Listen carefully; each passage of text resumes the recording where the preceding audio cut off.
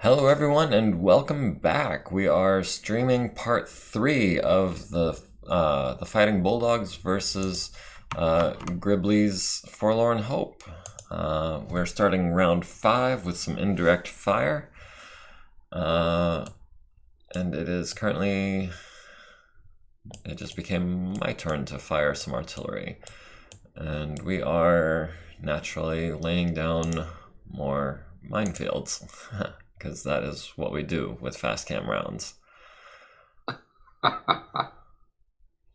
This is just a reminder. This is basically my first time using fast cam rounds, and a lot of the special munitions that I've got loaded up, and actually a lot of the unit types that. Oh, I don't think I took us off mute. No, we're not muted. Okay, so. So that works out. So yeah, this is my first time using a lot of these unusual units like VTOLs and troop transports and fast cam rounds, and I've got some smoke ammunition loaded, and that worries me right there. That little bit. Let's see if we can't try to preempt some movement here, because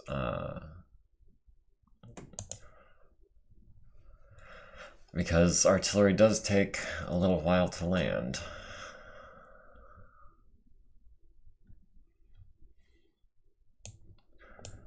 And actually,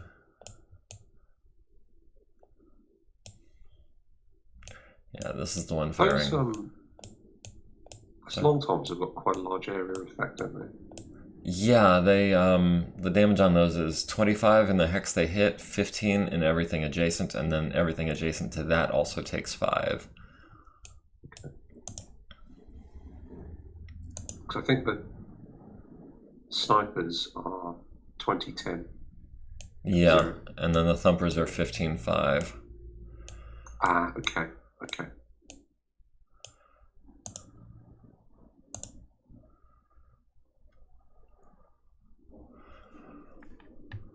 All right. Well, we'll land in. It says 1 turn, but it's 2 movement phases from now.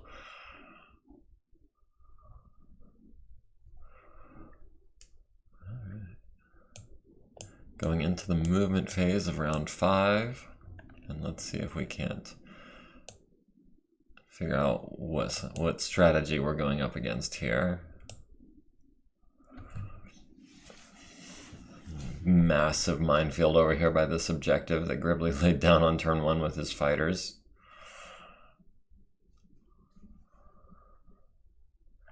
Oh, Marauder is advancing towards objective number 2. Now this is an 8M Marauder, which I'm not familiar with. Standard movement profile, 28 heat sinks. Pretty solidly armored. 2 heavy PPCs, an LB-10X, and a tag. Oh, it says 1 shot on the tag, but I'm pretty sure those are reusable. Yeah. It's one of my custom designs. It's kind of very, very similar to, or there are a handful of broader variants from that time period, which all some have heavy PPCs and then streak from 6s. Some of them have like heavy PPCs and they'll be 5. It's all, but that so it's pretty close to some of them. And this looks like it's using a light engine to make room for the heavier PPCs and the heavier autocannon, with 2 crits in the side torso. It's mostly because I didn't want to use an XL, and a lot of the variants have an XL. Yeah, most of the time that I've spent playing BattleTech has been 30-50 tech, where light engines weren't a thing. So XL is kind of what I'm used to as far as available tech wise. Yeah. I mean, that's one of that off the top of my head. I sent you my variant, my custom folder in it. I don't have that many designs, and that might be the only one that's got a light engine, or there might be another one I can't remember. And the Enzu is another one I'm less familiar with. It's 464 with looks like 10 double heat sinks. Relatively heavily armored, not maxed out in the arms or quite in the legs. Let me get back to that. I hadn't gotten to the weapons yet. We're carrying LRM-10 light PPC, Ultra 10 autocannon, and a medium laser, ER medium laser, which I'm not a fan of the Intersphere ER medium laser. It only has a 33% range increase, but it's got a 66% heat increase and no additional damage. So, yeah. I mean, it's more like that extra 1 or 2 hexes at short and medium range can be useful. I mean, I'm sure it's situational, but on the whole, if I'm going to use an ER medium laser, I'd prefer to have a clan tech one. And this Rifleman 8M with 2 light Gauss rifles, 2 ER larges, quite heavily armored, except for the legs, it appears. I didn't have very long to look at it before it redirected me to my unit, but it looked like 16 armor on the legs. Yeah. Yeah, it's got 10 tons of armor. It's slightly heavily. That's another one of my variants. It's kind of my take on a late era rifleman. It's a bit more heavily armored than the original rifleman, but it's not as heavily armored as some as the later ones. Yeah, I've got a custom rifleman that I like to use that I named the 4N. It's basically just an XL engine, makes room for an XL engine and double heat sinks, max armor, but otherwise pretty much identical. Okay, we're looking over here now. Try to spread these guys out a little bit so that they're not quite such a target.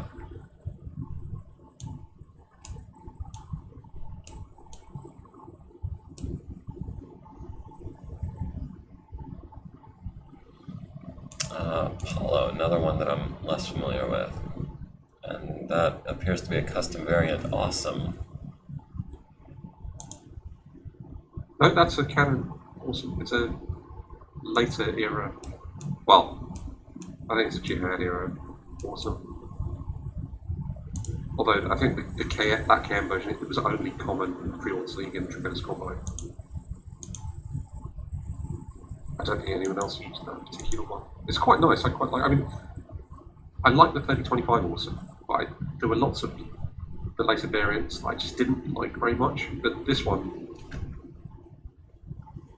is pretty cool. I mean, it's not perfect. I mean, it's got a compact engine, a compact gyro. They could have. They probably could have just had like a normal sized gyro with use armored components. Although that's a later era thing, I guess.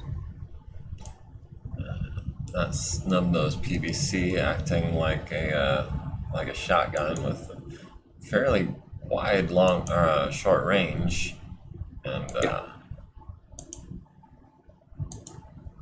maximum damage in that short range, but then dropping off rather quickly outside of that. Yeah, I think it's like the short range is 3 hexes longer than a normal PPC, but its long range is 3 hexes shorter, or something like that. The normal PPC is 612-18, if I recall. The range on that is 913-15. So it actually has 3 hexes less of total range. It only has 2 hexes of long range versus the standard PPC's 6.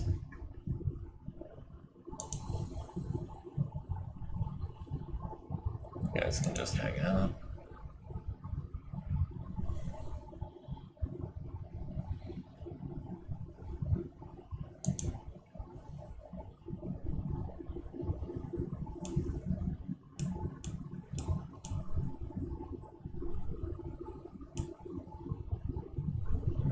archer moving into position over there.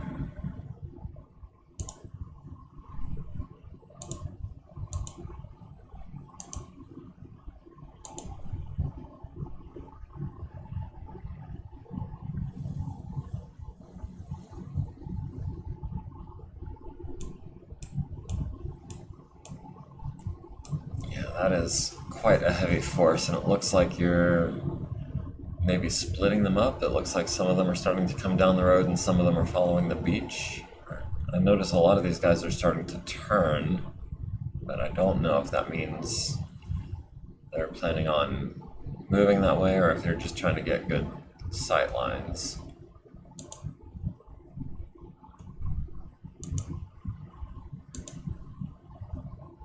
I am a little wary of all minefields like on the road.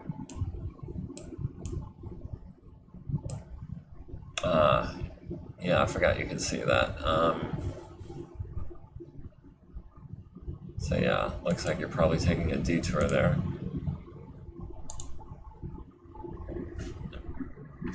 Right, yeah, you guys can hang out there.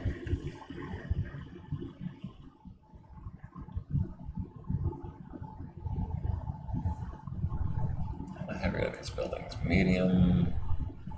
Hardened. Okay. Hardened. Okay. So, looks like for the most part, my infantry down there are going to be relatively safe. This Cobra still carrying a couple of dudes.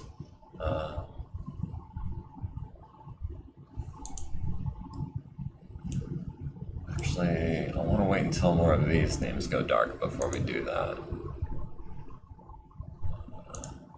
This guy not carrying anyone. Yeah, we can bring him into position for those machine guns.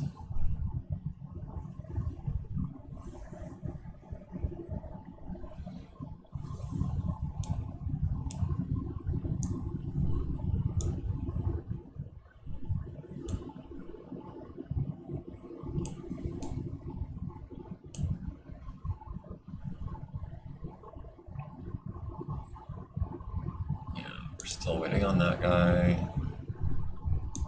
This guy is also unloaded. That and move there.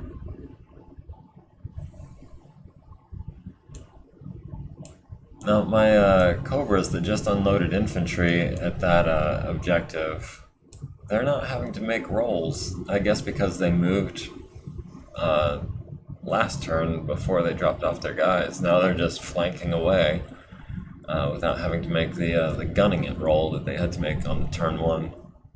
So that's an interesting. Like they came to a stop presumably to unload the infantry, but now they're just gunning it with like it's no big thing. Did you land? I mean, what infantry were you unloading? The ones by this, the ones hanging out in these buildings. Down here by the objective. Your crow should have eyes on. Hex, what is it, 5347? Okay. Are they jump capable? Because if yes. they're jump capable, they just then hopped you out. Need to land. You just basically kicked them out the door and flew off. Yeah, that may be what happened actually.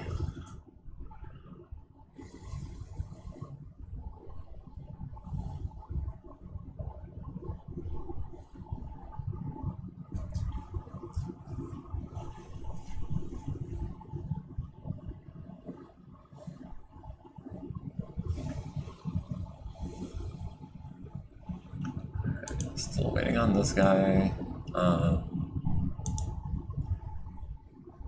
This guy has infantry.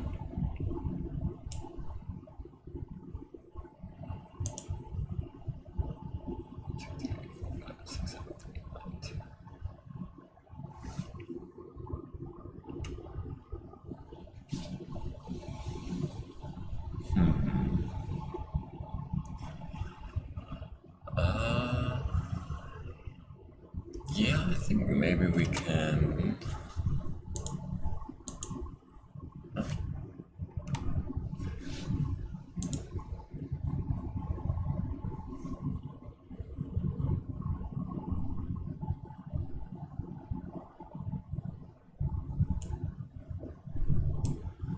try to use this building as cover.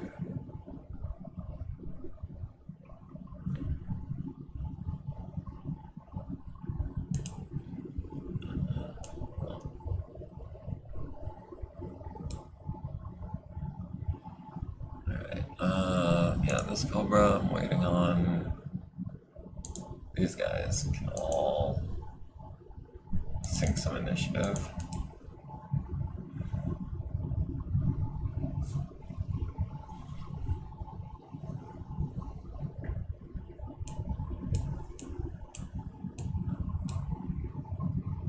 I didn't see that move, but okay.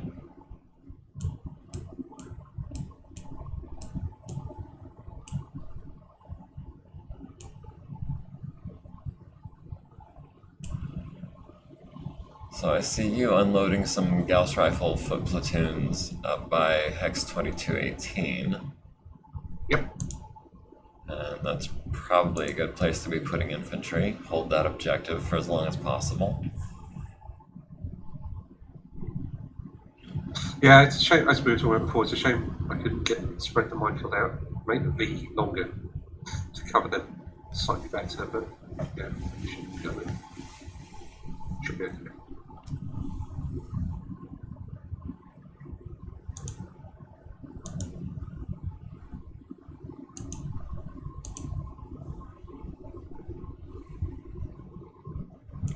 This Hawkmoth has just an LB-10X.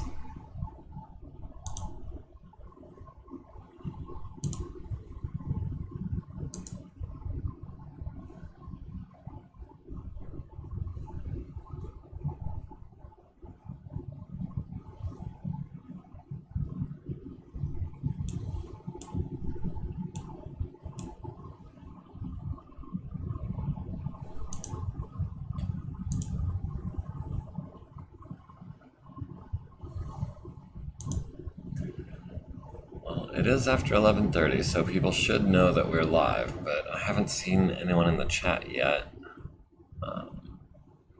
It's not telling me if I have any actual viewers right now, but...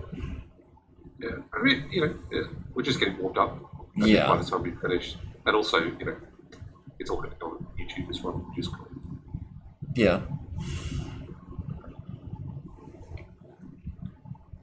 But yeah, so far we haven't even started shooting yet today.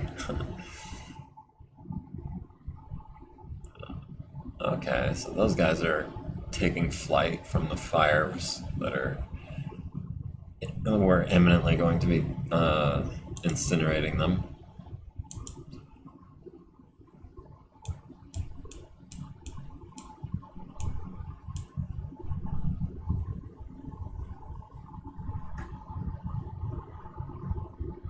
I don't know, I was just hoping that the chat would be as active today as it was yesterday. That was quite enjoyable for me, seeing the chat box filled up with people interacting. I got no small amount of pleasure from that. I appreciate people being part of the community. So yeah, like, follow, comment, and subscribe. Be part of the community. There's links to the Discord in my profile if you're watching this on YouTube.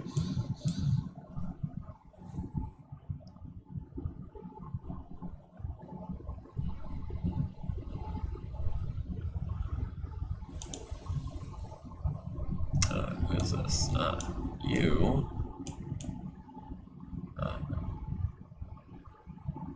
I've been planning on moving into this area, but I think I may reconsider.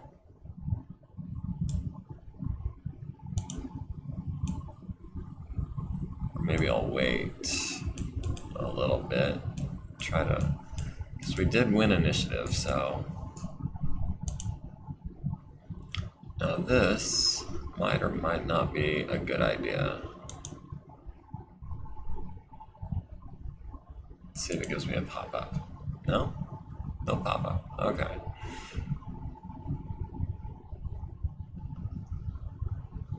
And then these buildings are height 1 on top of level. Okay, so I should be able to see over that at least.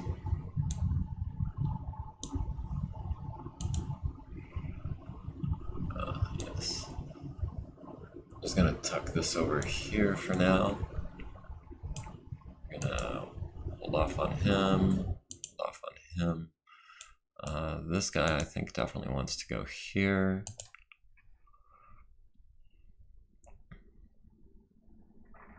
Hopefully we can catch someone unawares, but I'm not gonna count on it. Honestly, for that number of points, that unit is kind of expendable. In a campaign setting, you know, I'm always much more about trying to preserve all of my people, but since this is, I guess, like an alternate timeline, I'm a little more, a little less careful. Not to say I'm being reckless or anything, and I did make an effort yesterday to try to pick up my my downed pilots as best as I could, except for the one who died on landing.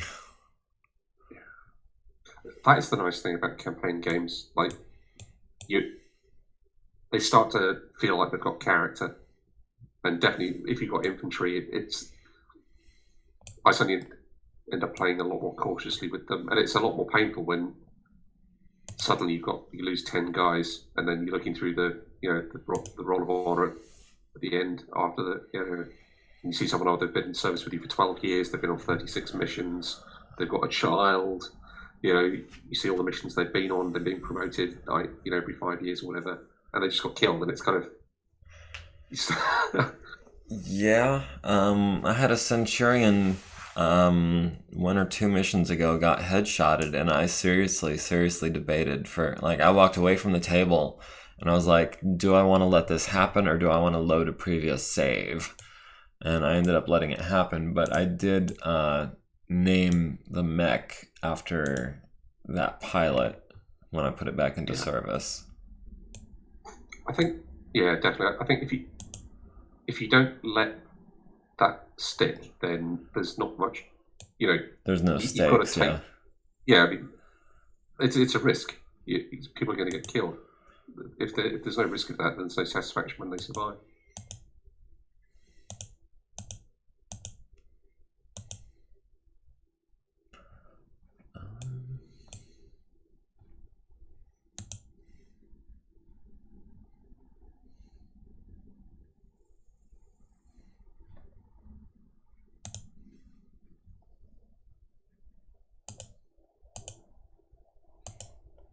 And that ultimately is actually a big part of the reason that I decided to let it happen the way I did, is because, I mean, I don't usually suffer a lot of losses.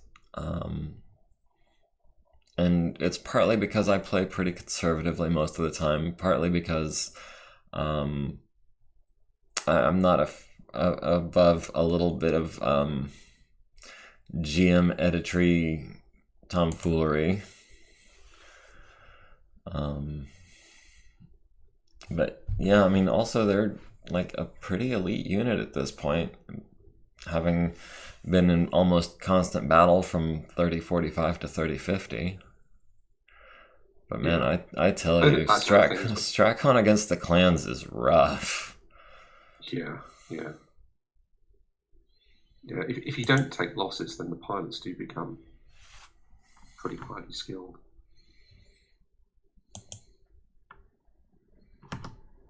I think I mentioned it before. I mean, I would be interested in running, because playing against the bot is fine, and against the bot, clearly that's really useful for a lot of people.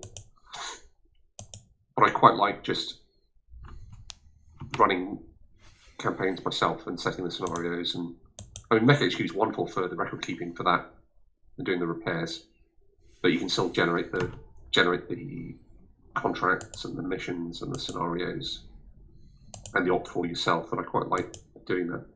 So if we did ever get any interest with maybe a couple of the players who wanted to do a campaign, I'd be quite happy to run something like that. And I believe I expressed an interest last time you mentioned it. I would be very interested in something like that. It sounds like a lot of fun. And if you're okay with it, I would also enjoy streaming it. I don't know how much time I'm going to be able to commit, or specifically what times I would be able to do that. I've been making it a concerted effort to make sure that I keep my Thursdays free for the Challenger Deep. But other than that, it looks like my schedule might be a little less predictable. Sure. It would just be an occasional thing. I mean, this is, even if it was just once or twice a month, then we would gradually work through it. But also, if it's only sort of that kind of tempo, that would give everyone involved time to schedule that, in amongst everything else they've got going on.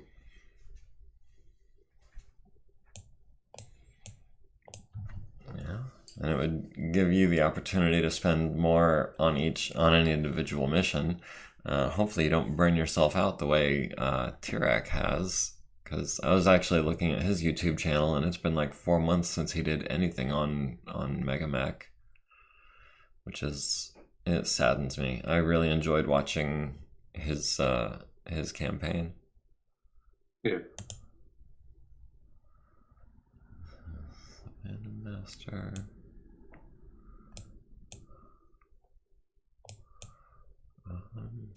I mean, there isn't an objective up here, so there's really no reason to continue that way. That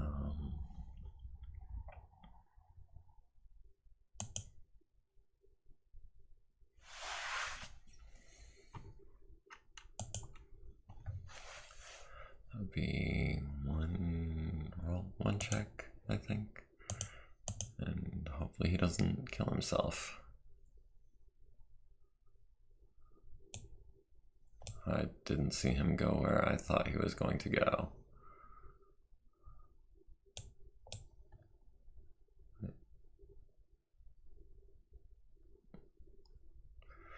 I think I may have messed up. That Savannah Master was... What was that? I moved my Savannah Master. That's up here by... Oh, did he slip into a minefield? Yeah, I think so. I think I wasn't paying attention. I guess we'll see in the round report.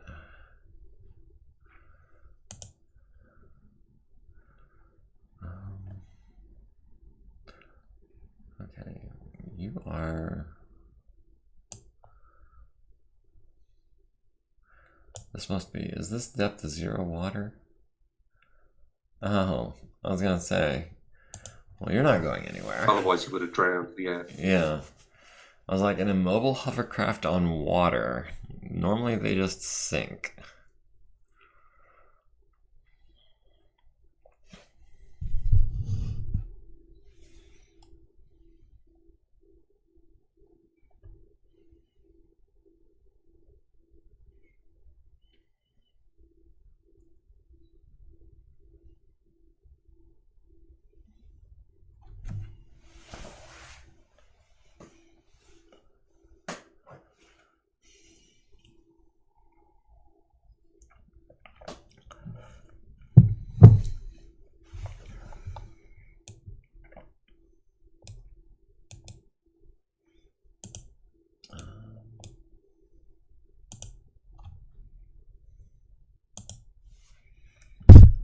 Trying to keep my distance with this guy because he does excel at medium and long range.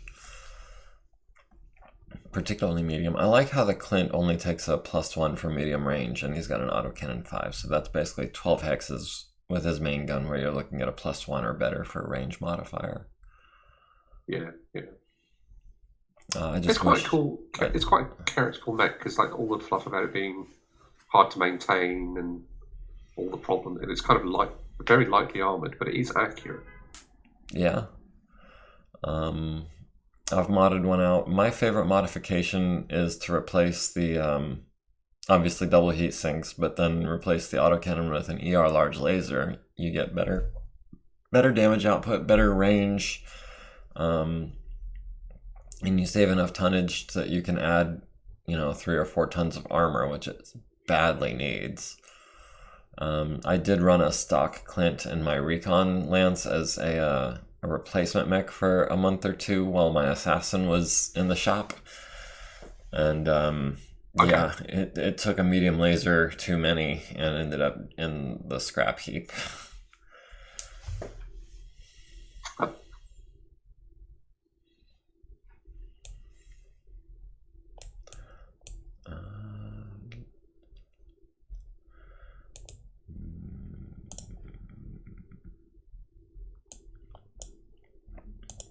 Need to remind myself what I've got on all of my some of these custom designs because they are from several years ago. So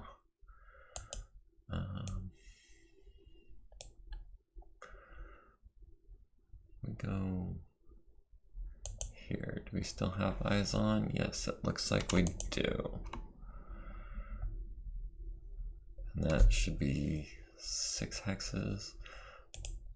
What are we looking at here? That puts us in short and medium range. Yeah, I really want to engage, and I feel like even against that heavy PPC, I might have a firepower advantage, just not the range advantage. I've definitely got the mobility advantage with my Foxtrot.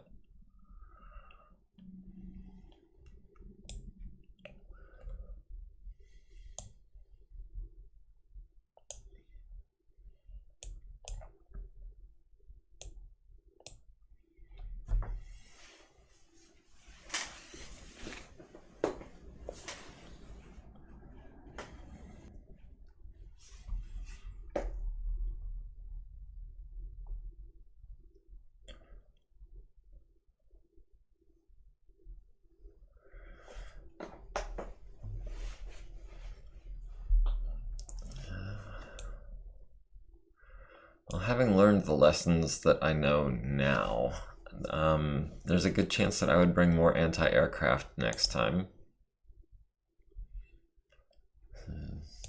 This guy. Yeah, it's a fine line to tread. You don't want to bring too much. I mean, just a couple of LB10s help.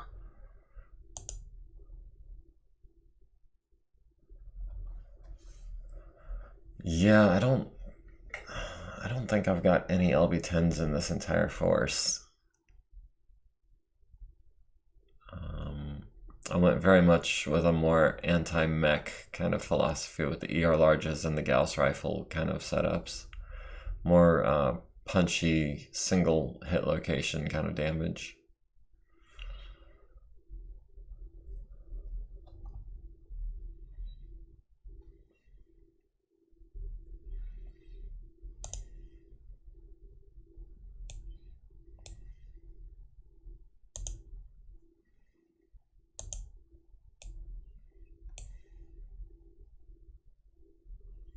Where do I want him to go?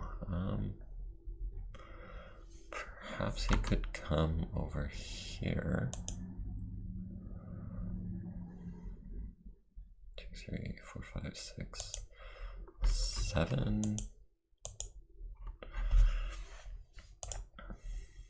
Ooh. Oh, he has steering damage. Yeah, that's not going to work. I need him to be more of a straight line movement. 2, 3, 4, 5, 6, 7, 8, 9, 10. Actually, can we do something like that?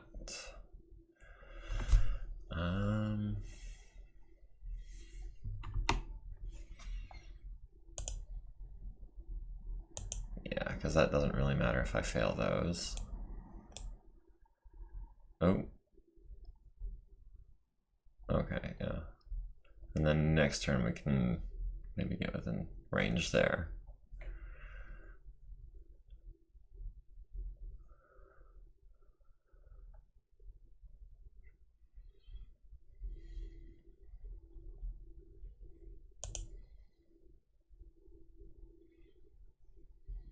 Oh, he's got pulse lasers. That's not a good sign.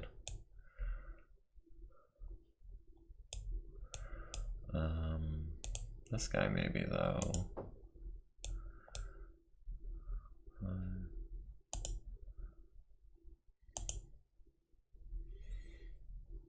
And then next turn we can actually, yeah, try to reinforce over here. God, he was so far out of position. That's ridiculous.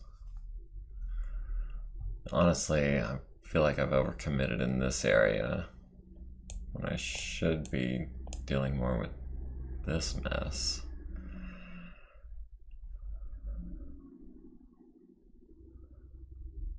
Ooh, I'm a VTOL. I don't have to worry about minefields.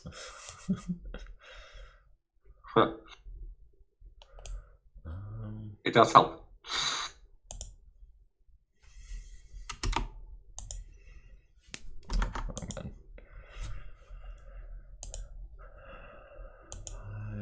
Come on. Oh, dang it, I was... Oh well, that works too, I guess.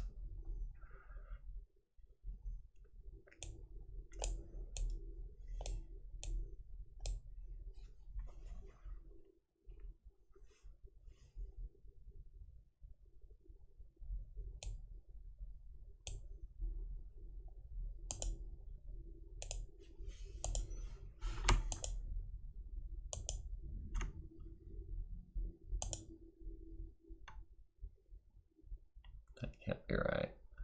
So there's one light woods between here and there, and there's clearly at least two. Oh, because it's at lower elevation. I see. Gotcha.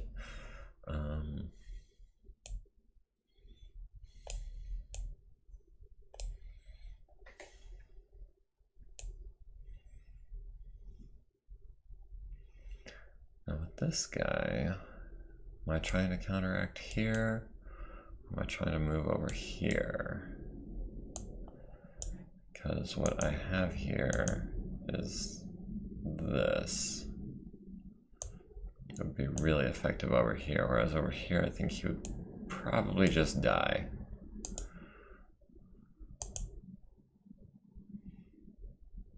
Yeah, it's gonna be a long run, but I think we're gonna try to make it.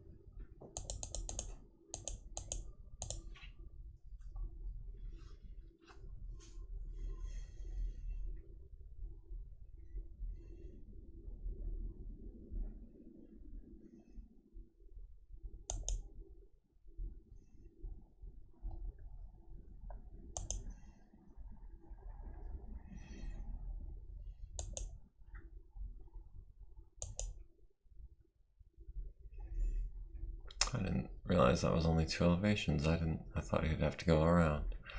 Okay. And I'm assuming that your crow can see, like, pretty much everyone that's in my little fort here. Everyone except for one by the ramp, I think, which I'm guessing is a vehicle.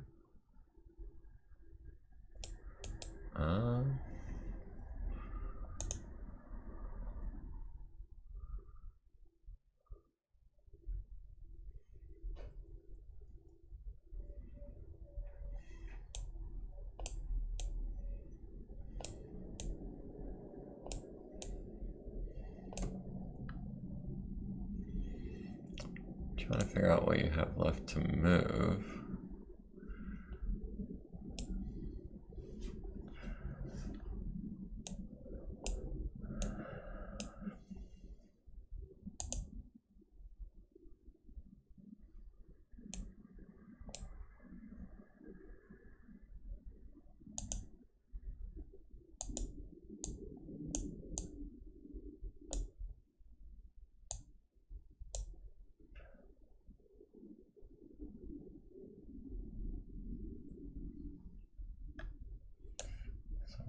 exactly are we looking at over here?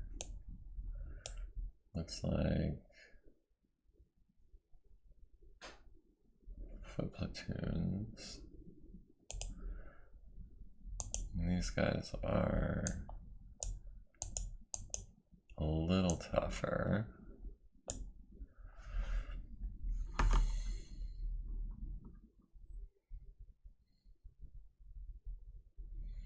Really want to get that good targeting mod, or the movement mod, but looks like partial cover is going to be the best I think we can hope for.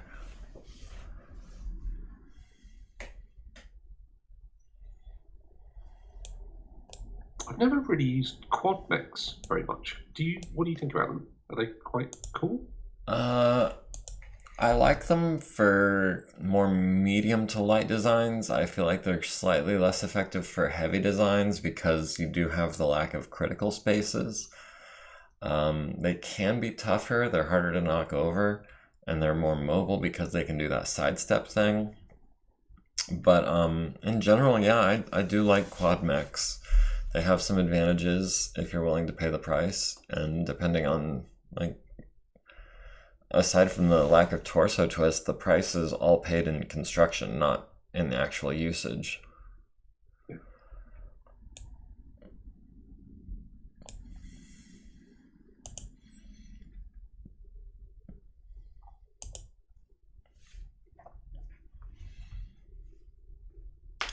So, I mean, if you're willing to design a quad mech, once you're using it, it's actually quite good, I find. Okay.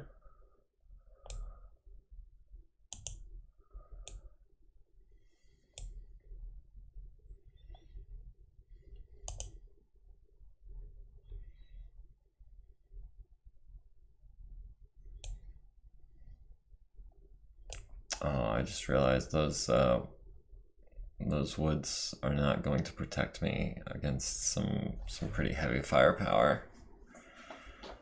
I maybe should have jumped that.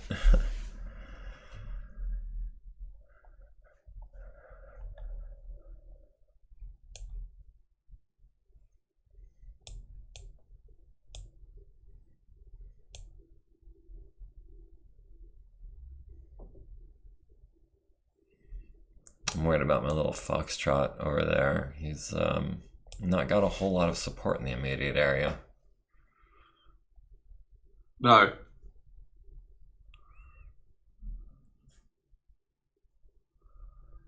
He's kind of being ganged up on by your Wraith, Wolverine, Phoenix Hawk, and even this little Mantis, which has, what was it, an autocannon?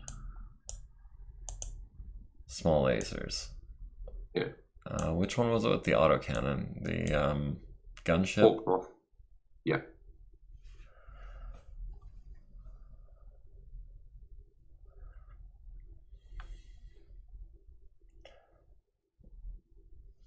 So is that it for the mechs? Are we on to aerospace? I believe so. Oh, HMS Boat Fixer says there's an awful lack of Irby. Well, when there's this much ground to cover, 3 hexes per turn just doesn't quite have the mobility that I think we would need. Can you imagine trying to do a battle on a map this size, moving 3 hexes a turn? Oof. Yeah. I mean, I don't know, I think the Irbies are reasonably cheap, and I think they're good. They're good babysitting units for defensive positions. I mean, obviously not by themselves, but, I think all right.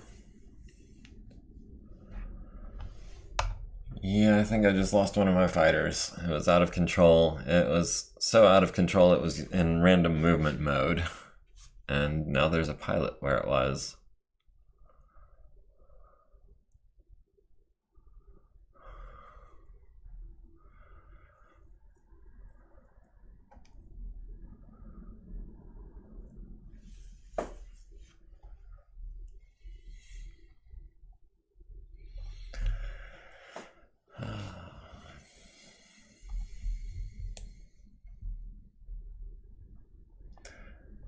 Wow, that Reaver sure did cover a lot of ground. Only question is he going to try to sink the J. Edgar or crash the Cobra? Or is he going for something else?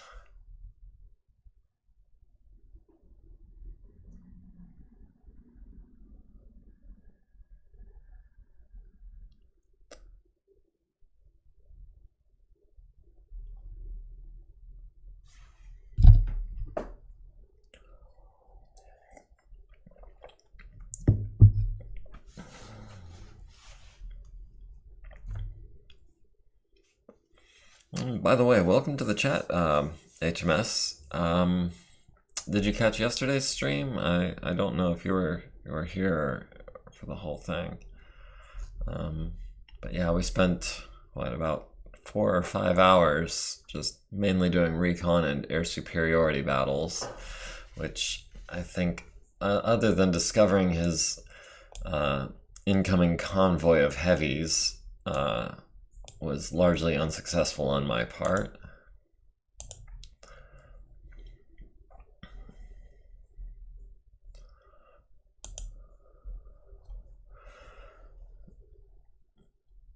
Just wanted to drop a message because empty chat. Yeah, I had just commented on that a little bit ago. So, I was I don't want to say disappointed, but yeah, I kind of missed yesterday's chat, which got pretty full, pretty interesting. Talking about a number of topics like war crimes and the like.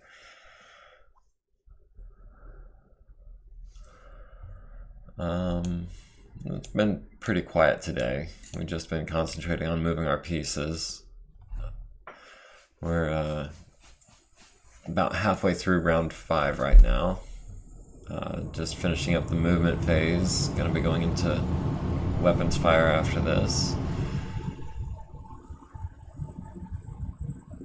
He says it's not a war crime if you win. Yeah, what's the saying? The only crime is getting caught? Something like that.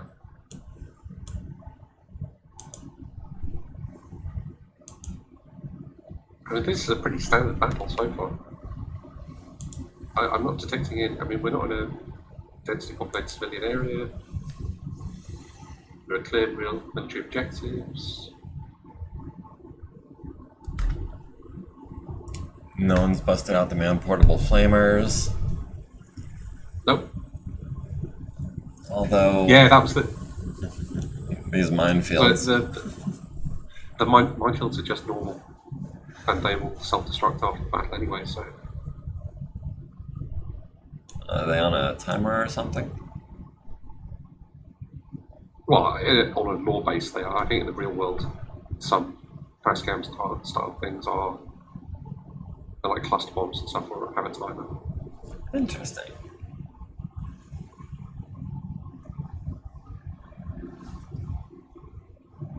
So I'm seeing quite a few of my guys look like they might be in trouble. Like the Cobra, which is getting flown over by both Reapers.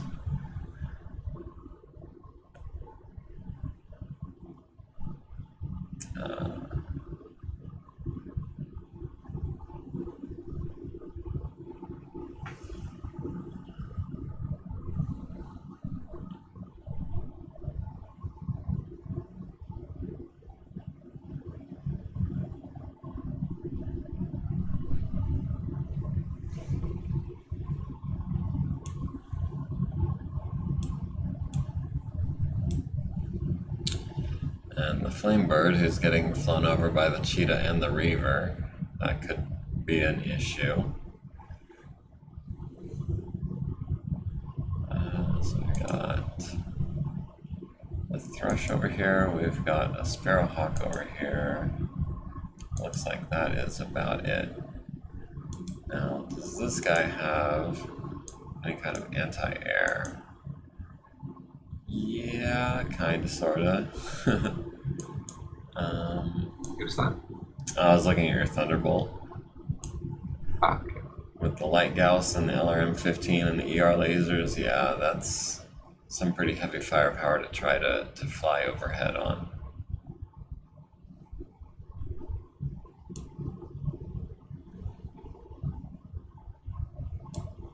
And the Sparrowhawk, remind me, has very little in the way of armaments. Small laser SRM2. So,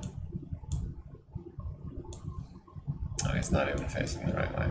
Can we accelerate once? Can we? Yeah, we can do something like that, I think.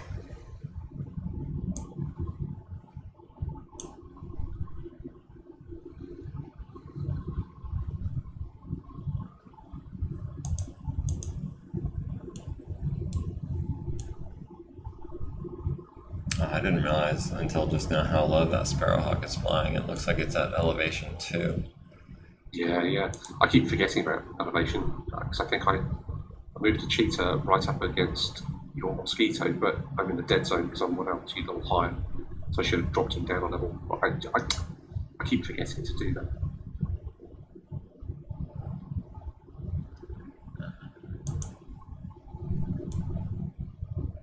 I will do that. Fly over some infantry.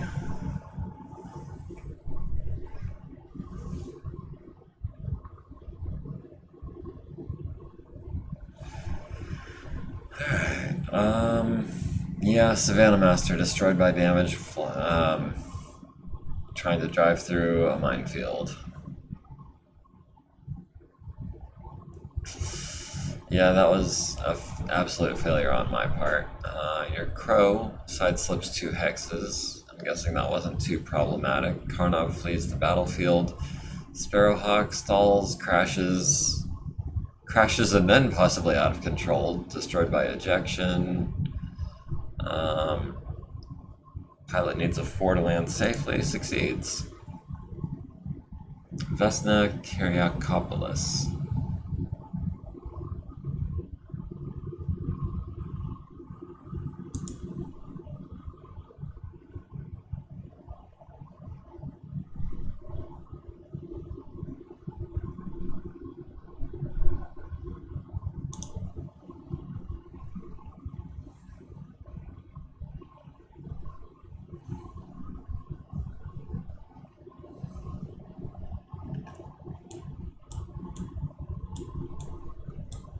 So I know your Achilles light armor has tag instead of a main gun.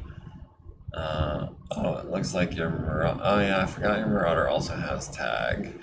What does he need? Needs a 12, so that's not too bad.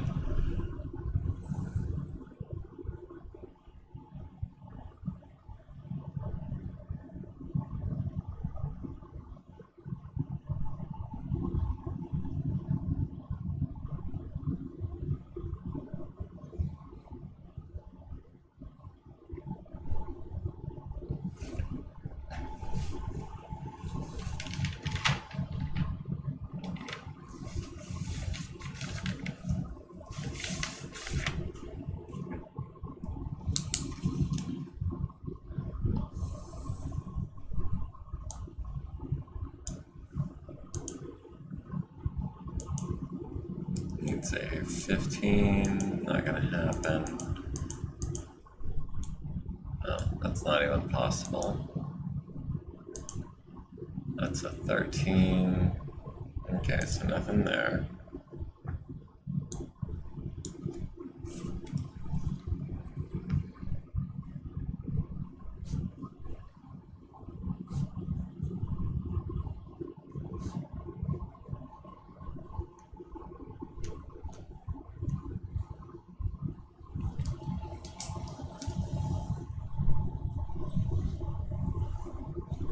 So, if you don't mind me asking, how many units do you have with tag? 'Cause, what, 4 squads of battle armor, the Marauder.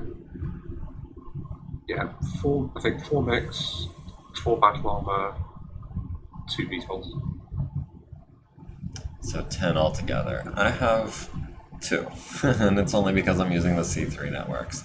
Oh, Varenk is in the chat, and he says, uh-oh, there he is. I'm still not caught up. Has anything else blown up yet? Yeah, my Sparrowhawk just crashed, and I tried to drive a hovercraft through a minefield. So that didn't go very well. That happened up here in this mess. I was trying to swing around this side, but it didn't work. And then the crab people cannot shoot infantry, can't shoot battle armor, I guess? No. And we've got probably out of range. Yep. Okay, so no tag for me. It went poorly, yeah. Okay, so my Cobra has been tagged twice on the right side. And then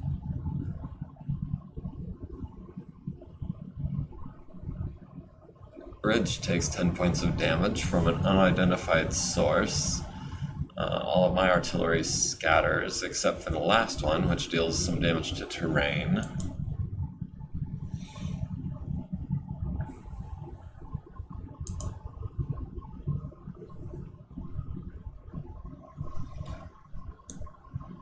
Alright, so these guys aren't going to have a target yet.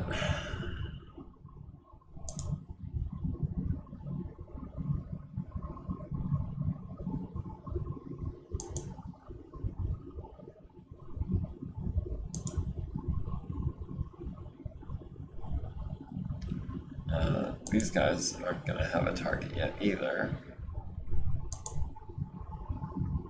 Or actually, maybe? Maybe I could have. I doubt it though. It probably would have been like 15s.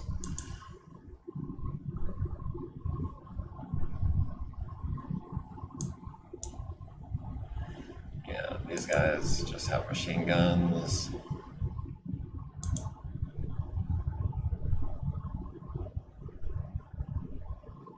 Yeah, mod of 5. Ridiculous.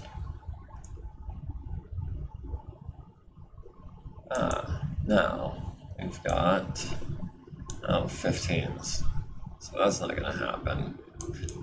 Then we also have perhaps 10s, okay. Or a 10, at any rate.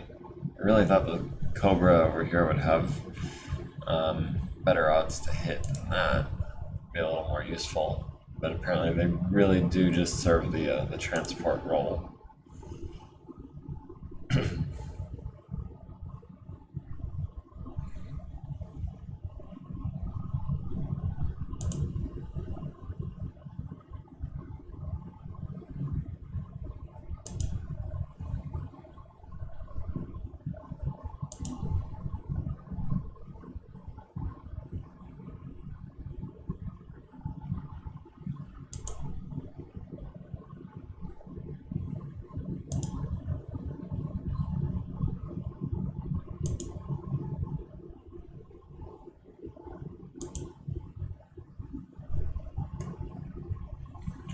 What happened here?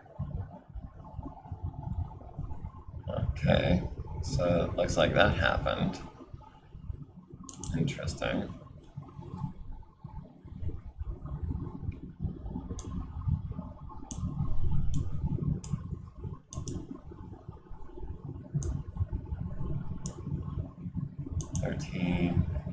Possible. Yeah, I'm starting to think I maybe invested a little too heavily in LRMs because they're not getting their full effectiveness at these ranges. Then again, it is mainly the long range bracket that they're missing out on, which is not the worst thing. I think it's fine to consider that. I think they are effective out to 14, so I think it's fine.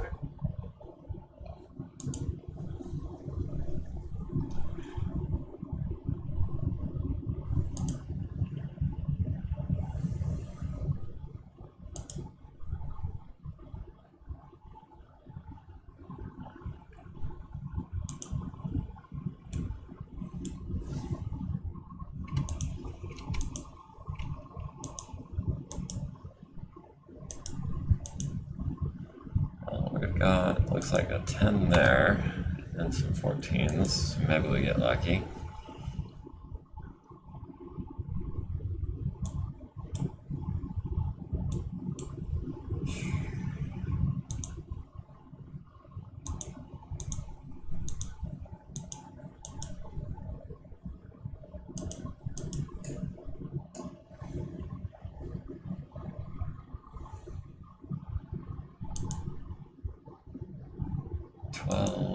Got a 9.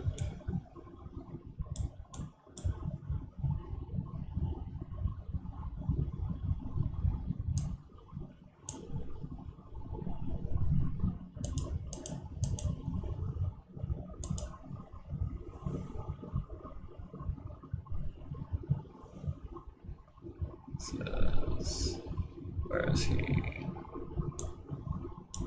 Over here. Got a 10 there. We'll take that.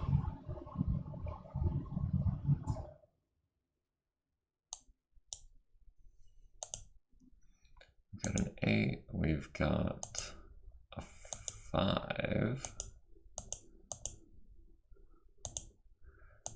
Yeah, we're gonna enjoy the bonus of pulse against infantry. If we get lucky, we might take out a whole squad, but I'm not counting on it. Ouch, 11s, jeez. 4, 5, 6, 7 for jumping. 8, 9, 10, 11.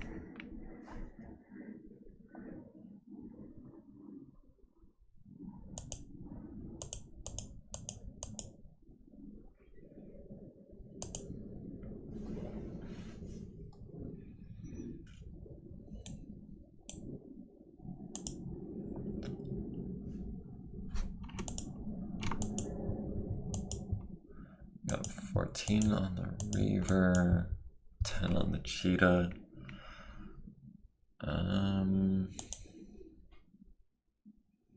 That's not in range. That's not an arc, that's a 12. All right, well, it looks like 10 is the best we're gonna have. So we'll take it. It looks like that's the only thing we've got for him.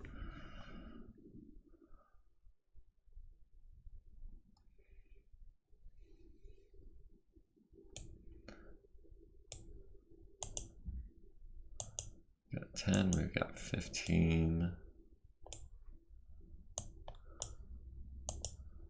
13, well, looks like my best shot is on your Mantis. I'm not going to build up 3 heat for a 12. That's just not worth it.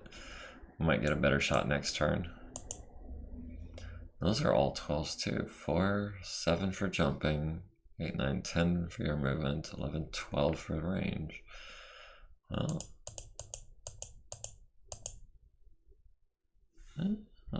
we'll build up a little bit of heat for an 11. I mean, what else are we going to do with it?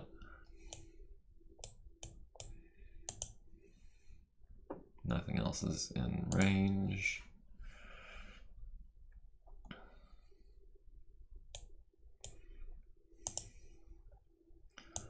Fourteen's there.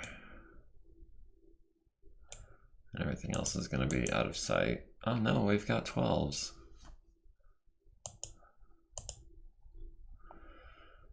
Yeah, we'll take some 12s. Maybe we'll hit with 1 or 2.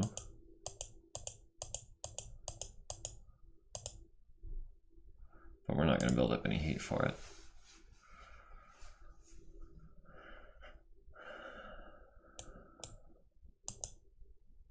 Fifteen's there. Sure, we'll take a couple of 11s too. We're not hurting for ammo with those guns.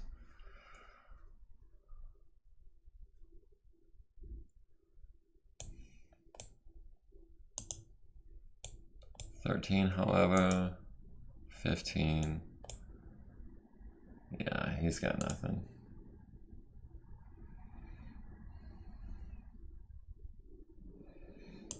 And then Okay, moving on to over here. We've got 8s and presumably more 8s. We've got 12s.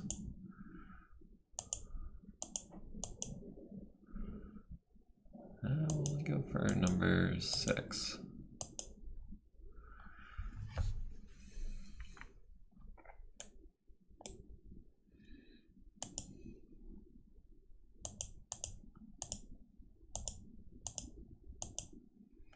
We've got 7s there. 12, 12, and 12. Well, I mean, we're more likely to hit on a 7 than a 12, so that's an easy choice.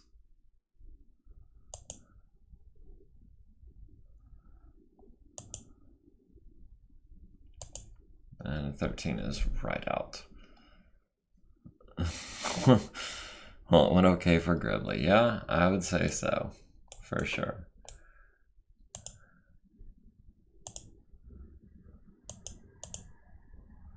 We'll take another 7. Is that worth 10 heat? I don't know that it is. Actually, can we... Ooh, we've got an 8 there.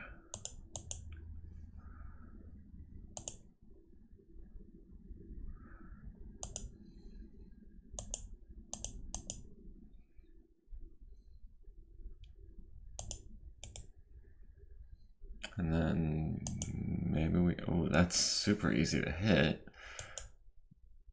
Yeah, that's worth 4 heat to try to do that.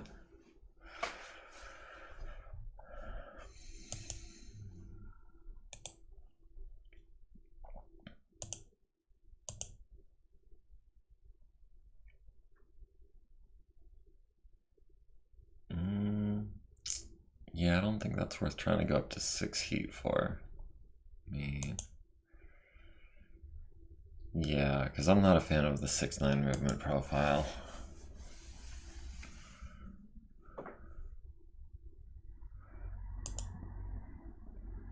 Pilot Kutle Erbakan has no armaments whatsoever.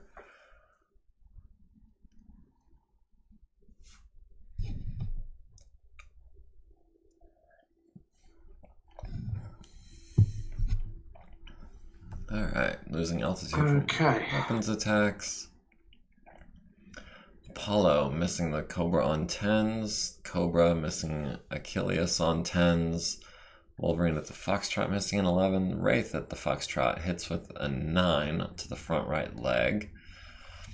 And if that hadn't been a quad mech, that would have been an arm. So there's a good chance that would have hurt a lot more. But being a leg, it has, you know, leg armor. Anzu at the Terrier hits for 10 to the leg. That smarts. Jade at the Hawkmoth missing. Archer at the Cobra missing. Mosquito at the Hawkmoth missing.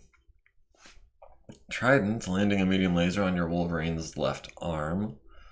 Marauder on 10s and 8s, rolling a 4 and a 3. Sparrowhawk missing. Anvil at the Savannah Master, destroying the left side and stunning the crew. Thrush killing 2 of your Gauss Rifle platoon number 4 with a pulse laser, but missing with the other one, and I thought those were easy shots too. Orion missing my Cobra. Fast Cat hitting one of your Achilles's with a medium laser, leaving him with 1 armor. Rifleman missing the Cobra. Awesome at the Savannah Master. Is that the same one as before? Yes, number 3. Probably. Yeah, so destroyed the side, destroyed the front. Very destroyed the front with both of those PPCs. Clint missing on 10s and 12s. Partisan at the Cobra, hitting the right side twice, hitting the rotor twice, damaging it both times, and 1 point to the rear, so that's going to be a problem. Foxtrot at the Wolverine on 12s and 11s and missing. Partisan at the Cobra, hitting the front, right side, and left side with some LBX pellets, and then flight stabilizer destroyed and going internal on the rotor. The Hawk Moth at the J. Edgar, number 2, hitting the right side for half MP, and then the left side for half MP.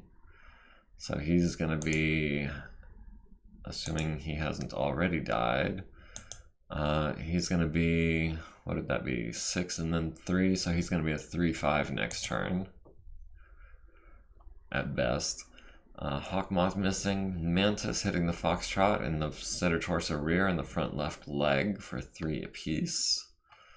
Did he already take rear damage? No, he just only has 6 in his center torso. Barrage firing on 12s on the Phoenix Hawk, doesn't land any of them. I see a couple of 11s, but no 12s. That's okay, he's got like 10 tons of ammo. Okay. Let's see. Gauss Rifle Platoon at the Jenner needing a 9 rolls a 3. Cannoneer at the Phoenix Hawk. I was kind of hoping one of those Gauss Rifles would hit. That would have been nice. Achilles missing the Cobra. Other Achilles missing the same Cobra. The Jenner at your foot platoon does manage to kill 2 guys. Achilles number 4 at the Cobra hits it in the right side for 1. The Crab missing your Gauss platoon. Reaver at the Flamebird missing twice with his autocannon 20, which is fortunate. Does land 6 SRMs to the right arm, right leg for 5 and 7 respectively.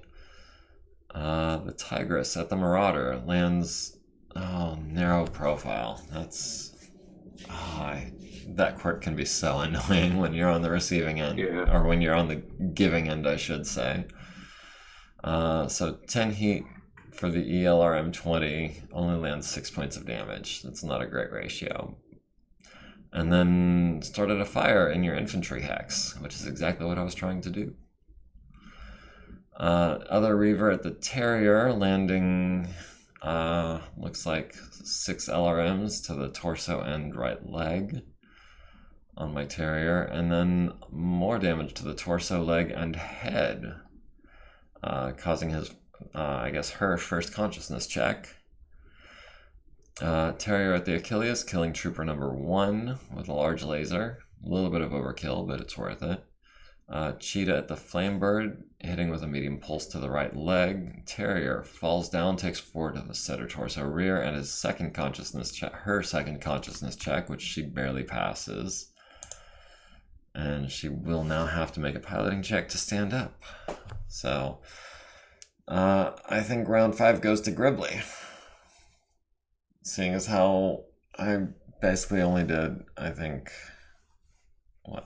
I killed 1 of your troopers, like 3 of your infantry, and landed 6 damage on your Marauder. And you took out, 2 of my hovers, and knocked down 1 of my mediums. My ejected pilot needs a 7 to wake up, and does so successfully. Alright, we have 1 initiative for round 6. Going into movement, indirect fire. Oh wow, we're already down by 12% of our forces. You're down by 3%. That's slightly disheartening. We're just getting started. It was mostly my air forces that have been getting taken out the most badly.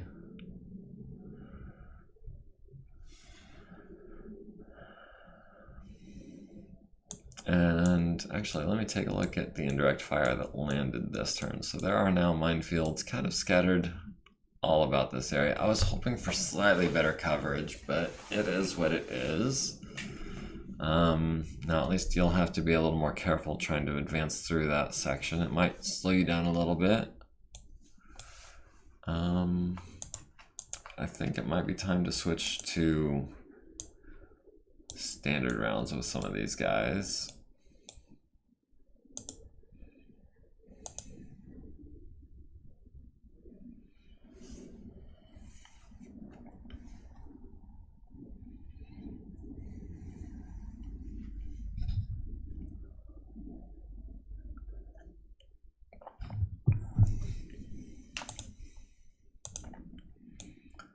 And try to just saturate an area that I suspect you're going to be trying to move through.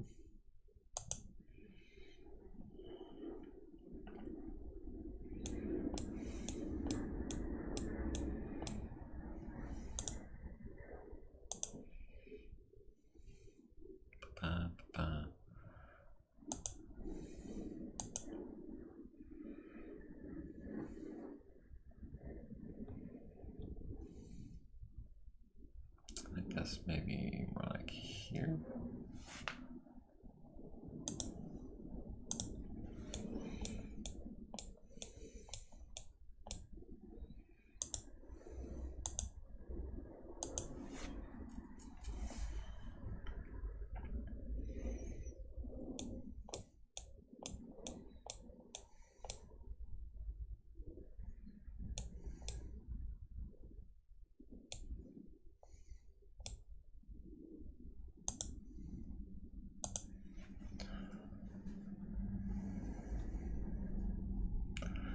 And then of course my long toms, which only have 10 shots, are already halfway out.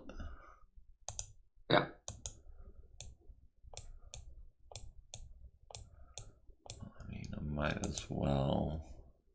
That might have been a mistake, loading this guy like that. Now, one of my long toms is already basically out of action because his special ammunition was illumination. Ah, okay. And now that I know where all your guys are, the illumination rounds seem a little unnecessary. I mean, if you've got guys that are outside of 15 hexes, you drop an illumination. There's just too many woods. Even if it wasn't for the darkness, I still wouldn't have a line of sight on a lot of these guys.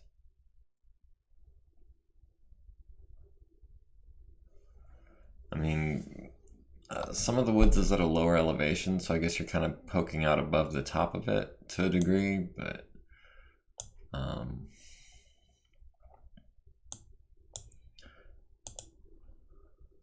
and also, even if I had line of sight, a lot of my guys just don't have that kind of range on their weapons, because we are looking at distances of like over 20 hexes. Okay.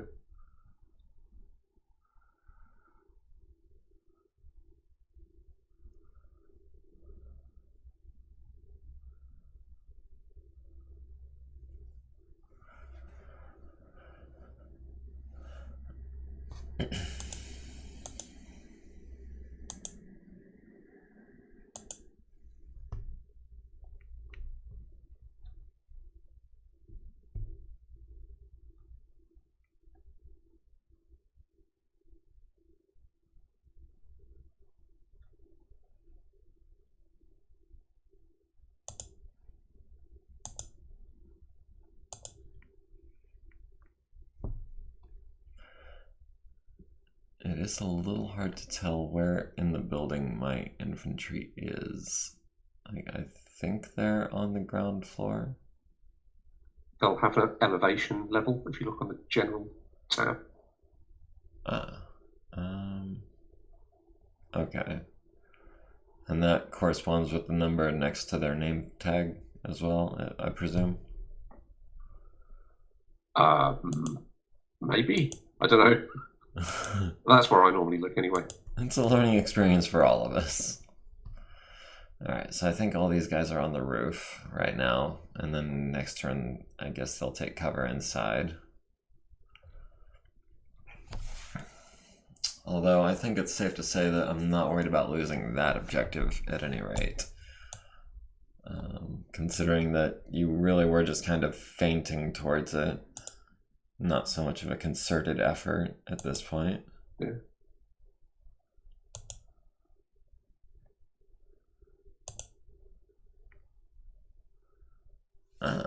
Yes. I think that has worked.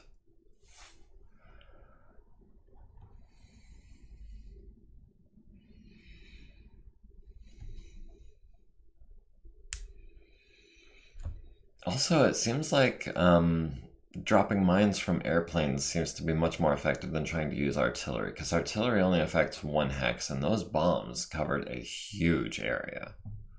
Yeah, it was a lot of bombs, but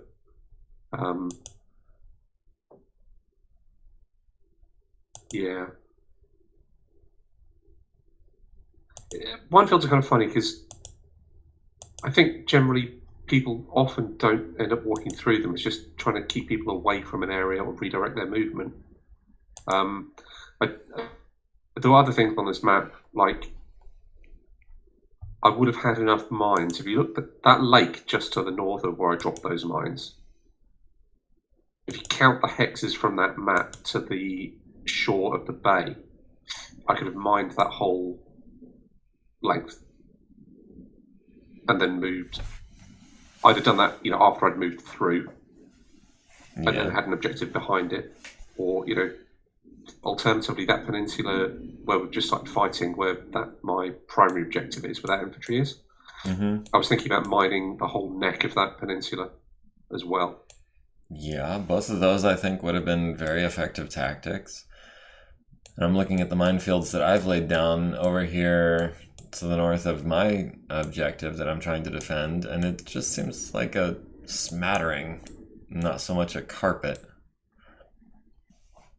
which is kind of what I was trying to get. I was hoping to carpet that field the same way you did, and it's just it just doesn't seem like it's quite as effective. So it's more of a gradual thing. I think it does have an effect.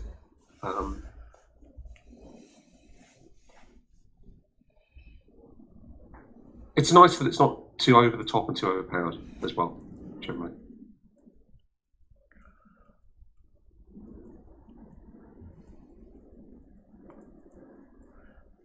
Well, the lesson that I'm taking away from this is that airdropping mines is really effective, and it's something I'm definitely going to try in the future. Maybe in a fight against Princess. Maybe not against you, but we'll see.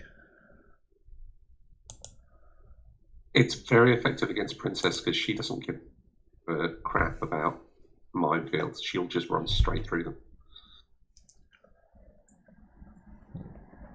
Like I did with that hover vehicle earlier.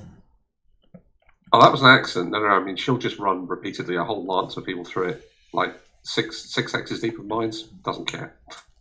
I'm pretty sure at least one person is going to watch that and be like, what are you thinking? And then I'm going to be like, oh man, that didn't turn out badly. And they're going to be like, of course it didn't. You just tried to move through like 6 hexes of minefields. Like I was not paying attention to the indicators on the map, I'm pretty sure is what happened.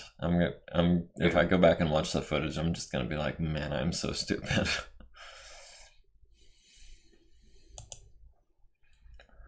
It just takes a moment of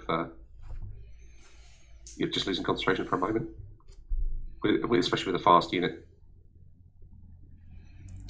I mean, and also because I was trying to avoid the woods in that area because, hover vehicles can't enter woods. So I'm like, well, where is my path? Oh, it's right through this minefield.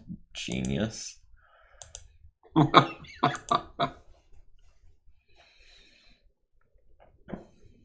Actually, I meant to check to see if it has had if it reduced the value of any of those hexes.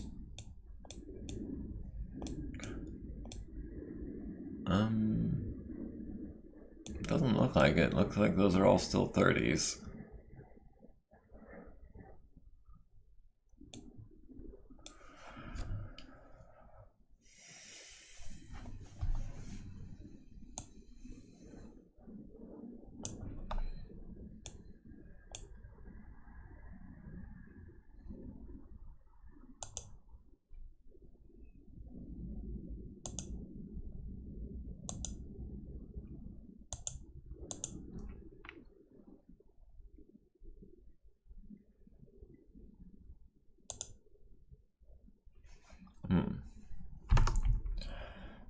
Okay, so it looks like that's not so much an option.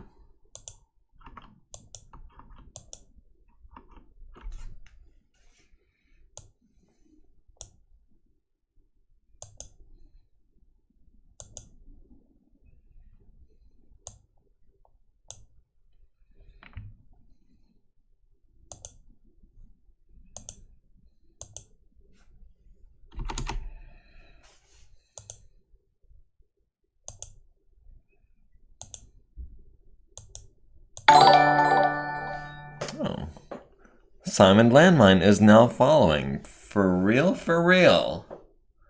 Well, I'm sure this looks familiar to him. Yeah. Oh my goodness, I'm flabbergasted. I'm blown away. I think he was pleased that we were enjoying the map. I have to wonder how he even heard that we were using his map. Like, I didn't think I was big enough to draw that kind of attention.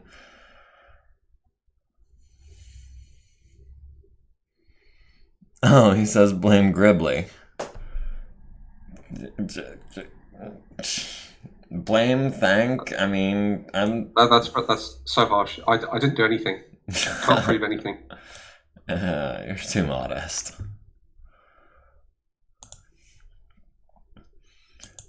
So yeah, this is, we're using this set of maps, and they've been just absolute loads of fun. We're currently fighting over the bay, hover vehicles. I thought I was going to have an objective over here that I could like scoot across here, but the objective ended up being over here.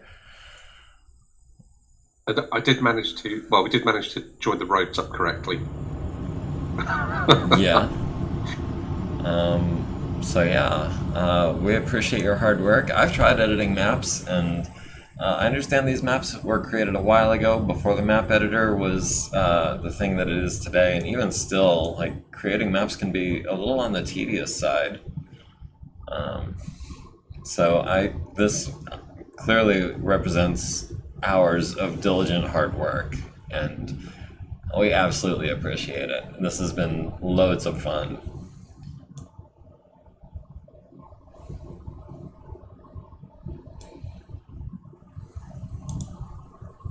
Yeah, it's nice to have like sensible roads and like in the hilly area, like the coppices, the nice clumps of trees. So you've got, you know, shortened sight lines, but still clear routes around them. I quite like that. And the bay is really cool. Oh, he says these ones are actually done with the new editor, unlike some of them.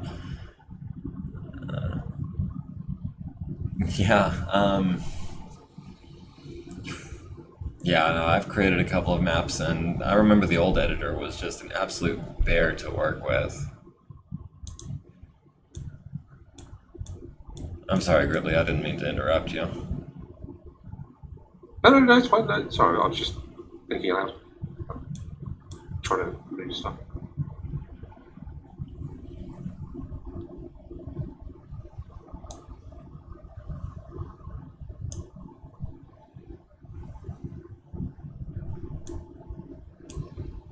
Let's see, this Cobra has...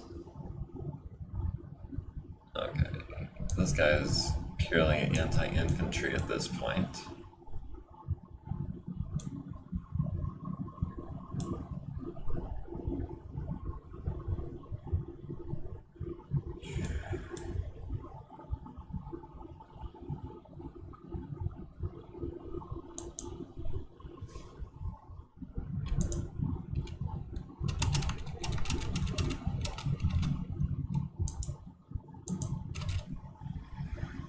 Yeah, we'll come over here and hover behind this smoke and trees and fire from these guys. That's going to be a habit with some of your games, I noticed. Hiding behind trees? No, the fire. Lots and lots of fire. I mean, it's effective against infantry and battle armor, and it's great for creating cover. I would say it's one thing that makes lasers better than missiles. Like, with missiles, you can load smoke rounds, but with lasers, all you need is a forest.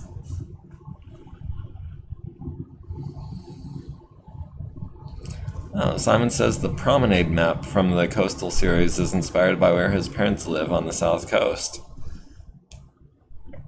I've tried to create maps based on where I've lived, and I would not say any of them have been nearly so successful. I tried to create one that was more suburban residential kind of zone, and it just kind of ended up being a random smattering of houses. One thing I've noticed is that it can be difficult to simulate a grid of houses and roads on a hex map where everything is in 60-degree increments. Yeah. Yeah, I looked at the promenade map, and it would have been because I fitted all six together to see what it would look like, and it looked cool. It was just a little bit too big.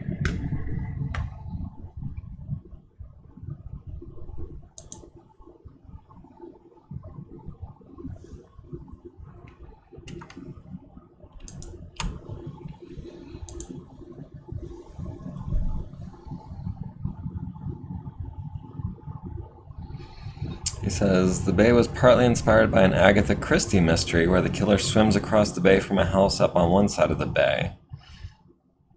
He says it was definitely inspired by rather than exactly converted from.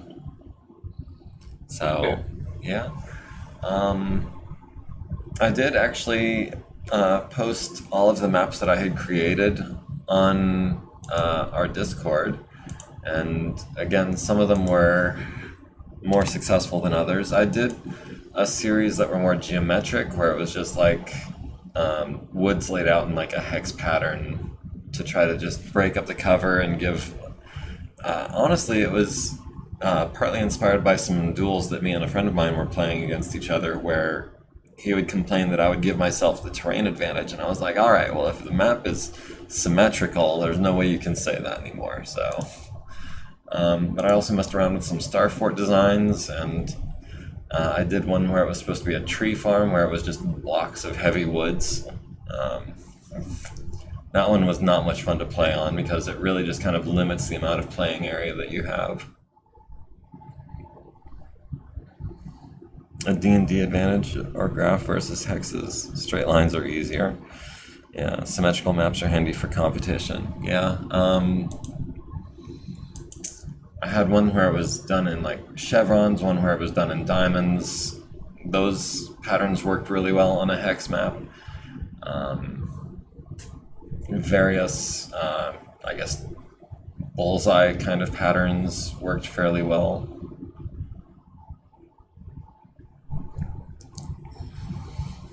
Yeah. One thing that I found is that too many woods can really spoil how much fun you're having. It can just limit visibility and mobility too much.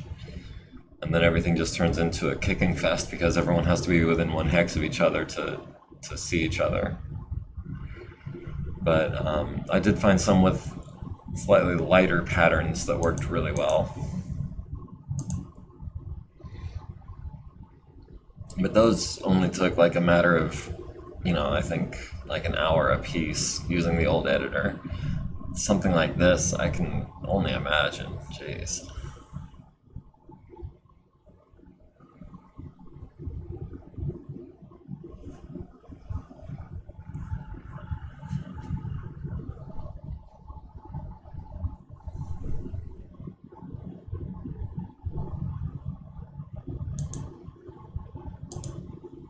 What was that? That's right, we've got VTOLs over here. I keep thinking that I should have brought a submarine or some speedboats or something. Oh. I think was it Virank who wanted a submarine? I think it was Lark, but maybe I'm misremembering. Okay, no, mate, I can't. Yeah, it sounds reasonable.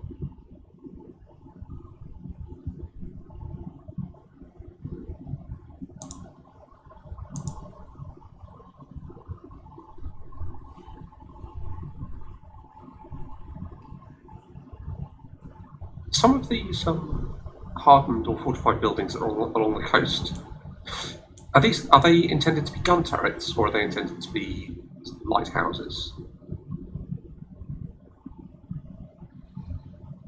Yeah, hardened standard building. Wolverank says no submarines for him, mechs only. I'm also curious to know why there are hardened, fortified buildings on what appears to be a fairly idyllic coastline. He says, I was thinking lighthouse originally, but also coastal defenses were certainly in mind.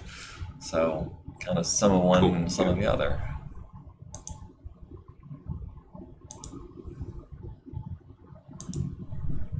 Oh, and I think I was saying last time, I like the orchards as well.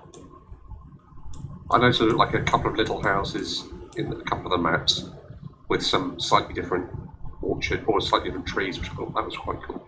Yeah, that's definitely a nice little touch.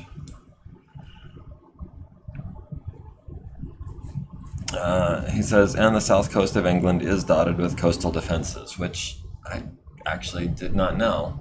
Like, I understand that there are bits and pieces of old wars left over in parts of Europe. I did not know that England in particular had any. Yeah. So Yeah.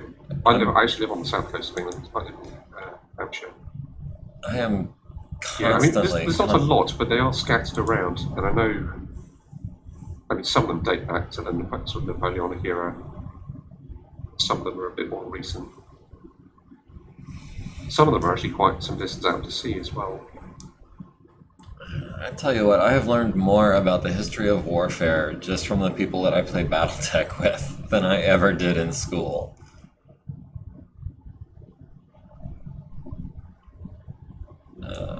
Just talking to like you guys and Lark and everyone else. I want to hold off on that for right now, I think. And can we make a 5? Oh, it's only a 4. Yeah. Yes, we can. Like, I've seen a documentary about the coastal defenses in Germany, I think it was, where they had those gun battery little fortresses that I thought was really interesting. But I didn't realize that there was a British equivalent. So, learning things every day with you guys, and I appreciate it.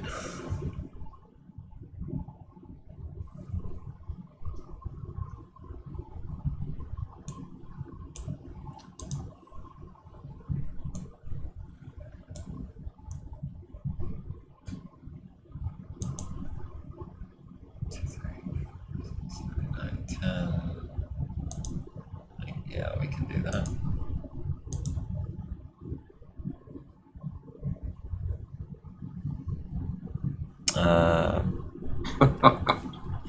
Simon says, yep, if the Battle of Britain hadn't held off the Luftwaffe, Operation Sea Lion would have been an amphibious assault on the beaches. And then HMS Boat Fixer says, you know, the Hornet is practically the result of Callan Industries pointing at a picture of an Irby and saying, see this, mech? Yeah. Yeah, that whole thing with Operation Sea Lion is kind of interesting because I think they didn't really. They were kind of. They didn't really want to have to invade anyway because they were desperate to turn things to the east, and they would still have had to they would have had to maintain their superiority in order to cover the barges. Otherwise, the Royal Navy would have just smashed them as well. So it's just generally a kind of annoying thing to have to try and attack an island, which I believe Americans found repeatedly to their cost in the Pacific as well. Yeah, I've heard that there were difficulties with that. I guess I just never really considered the implication of Britain being a similar kind of situation. But yeah, I mean, it stands to reason because D-Day being an amphibious assault was basically the same thing, just going the other direction. Yeah.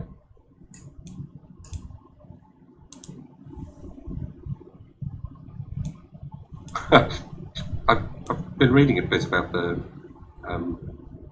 Second World War recently and about D-Day and some of the fighting in the Bocage. And I noticed there is a map. There are some maps, in Megamek called Bocage, and they do look appropriately, very close quarters feel like dense woods, and it just looks absolutely horrendous.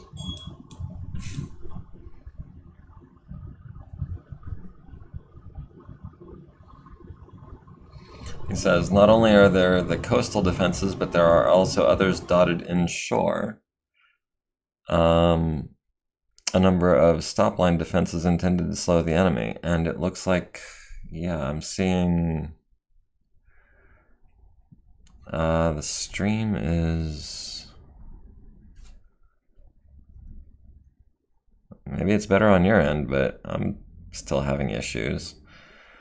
You dropped connection from Discord for a second. Are you still able to move? I think so. Let me just try real quick.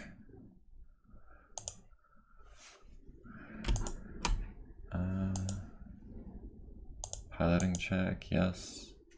Yeah, I've still got movement. Yeah, it looks like stream dropped for a bit. Okay. I think Twitch was having issues.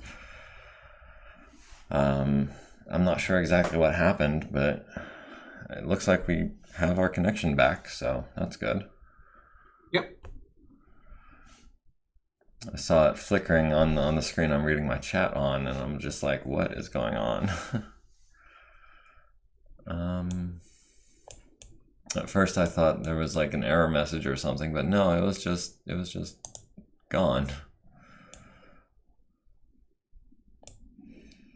This guy's gonna continue moving up this way, try to take advantage of lightly defended objective over here.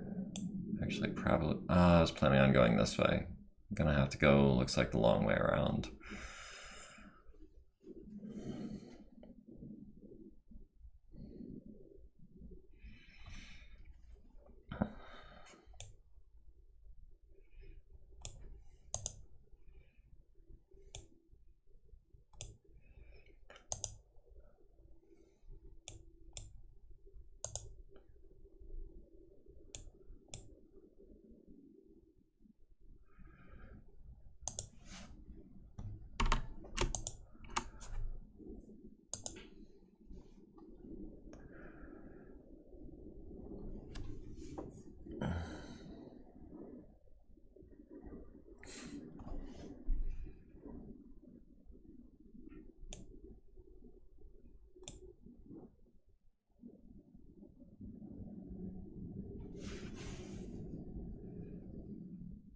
That's honestly kind of what I was hoping you were going to do. Yeah. I mean, we'll see. We'll see how the LRM carrier and stuff gets on.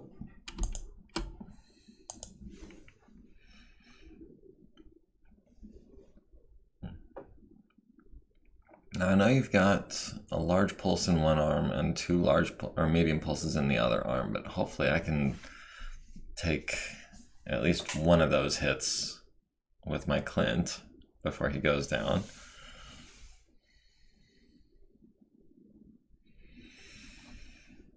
And then I don't know if you've seen the barrage down there, but he's about to come into view as well. Yeah. That was actually, I was waiting for a good target to pop up before I moved him, so I'm actually glad to be able to move these guys now. Oh yeah, Frank. Simon Landmine did a lot of maps that are packaged with Megamek. An entire series of 32 by 34 maps that are all very varied and interesting. This is my first time specifically trying out a set of his for that intention, but I think there are some new ones coming with the next release as well. There's another one which looked good, which is like there's a steeper valley with a road going through it in the north. And a road coming up from the south going into that, which I think looks interesting as well. I can't remember what that's called. Oh, he says, Simon says he can be found on the Battletech forum and the Megamek Discord. And yeah, a few maps for Megamek is putting it mildly. I'm hoping to just LRM the bejesus out of that Wraith. And I might even highly evasive. Yeah, we're playing with easier mask rolls, so. Oh man, my sprinter is finally starting to rejoin his lance. He's been AWOL. Yeah. 64 by 68 maps. Yeah, the Colt Ward Valley was inspired by a scenario idea from the forum. We were also looking at the 64 by 68 ones, but I think the objection that I had subconsciously, if nothing else, was that they were all very asymmetrical, and we were looking for something where it would be a little more even, so to where the deployment was less of a factor. And we ended up, with a fort in the north and a fort in the south and the coastline on the right side, which I'm thoroughly enjoying. That coastline was a lot of fun for those hover vehicles while they lasted. Yeah, that was super effective. Like, especially the fact, like, getting that one last scout into the bay. Yeah, that was some good early intel. Oh, he says there's also a series of 30 by 15 maps that fit together in a range of orders to make a long, narrow valley as well. I will definitely have to check those out, because that sounds like it would be right up my alley. Like, I love modular maps. They're so much fun. Yeah. I would still like to have a go at that Winter Factory one at some point. That looks quite interesting. I think there's a small. Yeah, that one looked like a lot of fun for me as well. I feel like if we do use that map, we should revamp our objectives and do like a single objective, like a King of the Hill type of thing, where there's less of a point in trying to defend part of your. It would be more of a ground melee, I think, where the objective is as much kill everything as it is to hold a position, because the one position that's worth holding is in the center of the map. And I'm not saying that's a bad thing, I'm just saying that's the way that map seems to me, and like we would have to adjust our style a little bit to use it to its full potential. He says the 64 by 68 Winter Factory was inspired by the Rajamaki flak towers in Finland. I'm sure I butchered that. Rajamaki, something like that. I do not do Finnish words very well.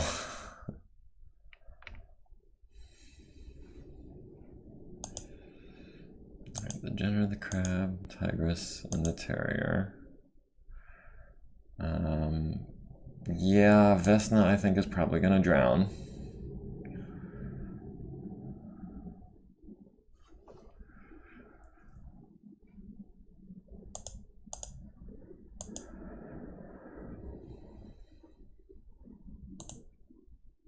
And it looks like I'm down to my last lance to move. And he says that's why there are those reinforced towers in the woods to protect the factory. Okay. Okay.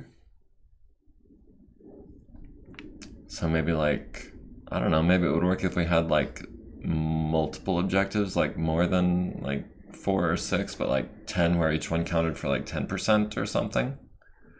That could be pretty interesting. I think at that point that's probably. I think we just need enough objectives to give a small number of options. As long as I think 4. And I think it's also nice to have the opportunity, even if you're sort of in the centre in a defensive area, to have the option to win or to get some victory points by making an attack. So I think a similar sort of attack defense possibility, but certainly set up where one person starts in the middle, one person starts somewhere around the edge might be interesting. Yeah.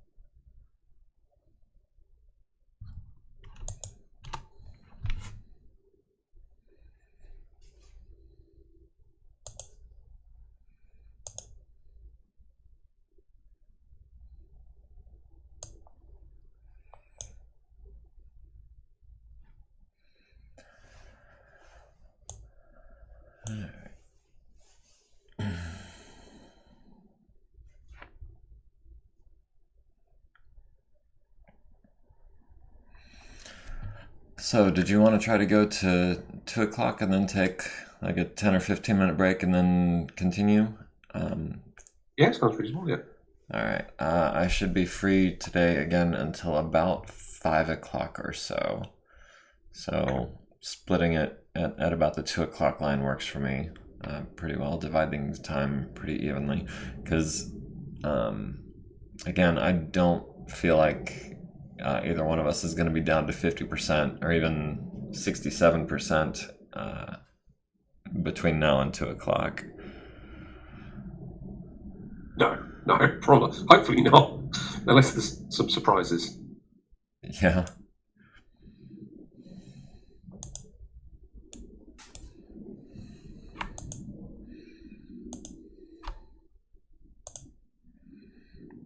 Heavy smoke. Black by smoke. But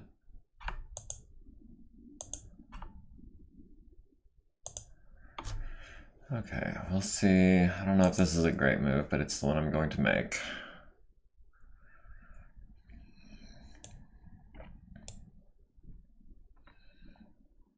And Gribbly, on your side of the screen, can you see the black lines that connect the C4 lance, or do you just see the mechs themselves? I can see the lines as long as I've got the unit detected. Okay. Well, in that case, that might have been a bad move. I don't know. He's reasonably tough.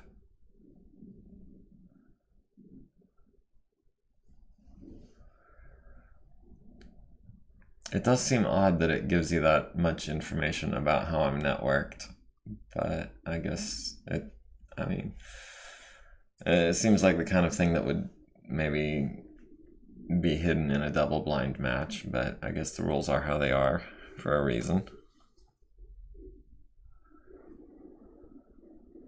Yeah. I mean, it's a fairly significant thing to conceal. I think the double blind thing, again, it's not trying to simulate that much. It's just trying to have a bit of fog of war, but not total lack of information.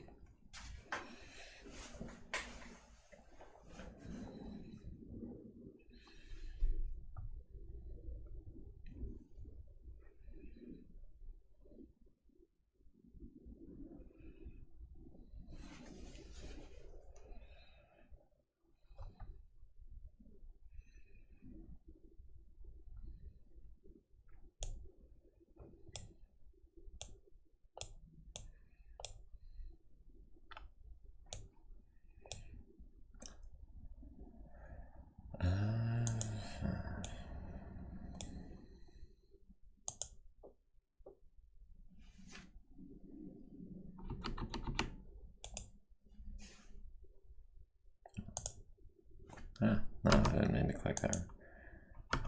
Actually, what's your mod? Your mod is 6. +1 for VTOL, 7. So that's already looking at an 11.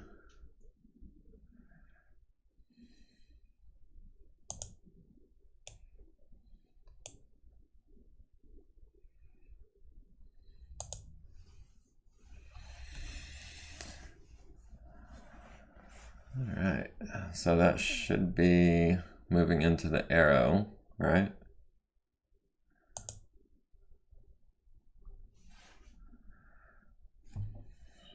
Sorry? Oh, Simon says the question about the C3 lines has come up on the forum in the past. I'm sure it has. It's the kind of thing that people would be asking. Is it time to move aerospace assets? Yeah. I think that was my last mech. All 4 of my fighters that I have left of the 9 that I started with.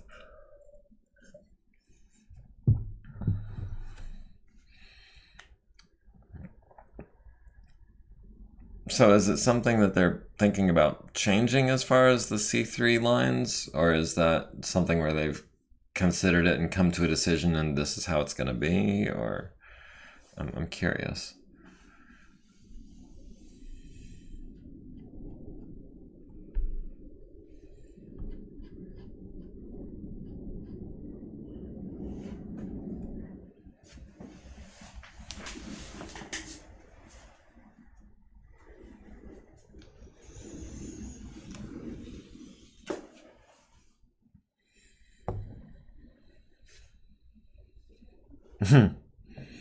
He says, I think it's still as airborne as some of the ASF in this battle. Oh, so half crashed and the other half burned? Well, that goes for my forces more so than Gribbly's, with his bloody Reavers that are just 100 points of armor.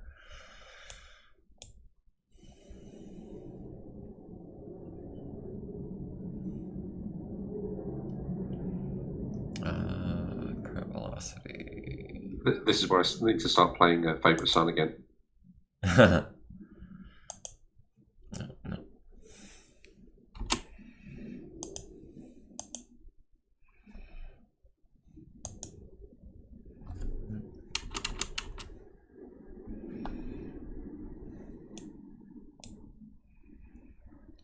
Yeah, it's one of these things. I don't know. If the C3 network wasn't shown by lines, I think if you've got the unit detected, like you can see everything else about the unit. So I think it's. If you had to right click on every mech to find out where it was anyway, I don't think that's something that should be hidden from the opponent. So I have no issue with it. Yeah, but now you because it's something important. Sorry. Yeah, it is, but yeah, I guess I have mixed feelings about it. Like, I don't know. It just seems to me like just knowing that they're networked together should be plainly visible, but knowing which one has the master, if you don't have stats on them, I guess. Well, but then you could just click and figure out which one had the master anyways. So yeah, you're right. I suppose I concede the point. It just... Oh, I wish you didn't know that the crab was the linchpin. Because I kind of did put him a little more forward than I think was safe.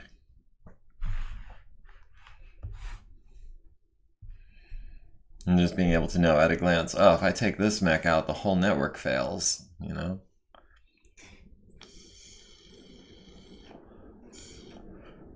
Maybe I want you to have to work for it.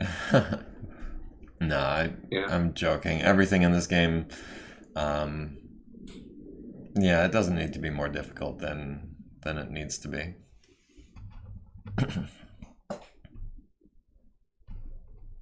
He says leading from the front has a fine if vulnerable history. Yeah, and I'd say as often as not it tends to go poorly for the leader. But the other half of the time, you know, it can be worth it. Rally the troops and whatnot. Where is he going? Oh, okay. So I'm about to lose some tanks.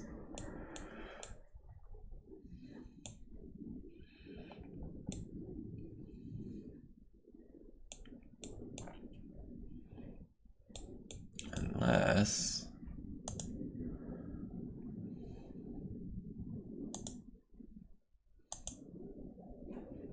Oh, yeah, I think that works pretty well.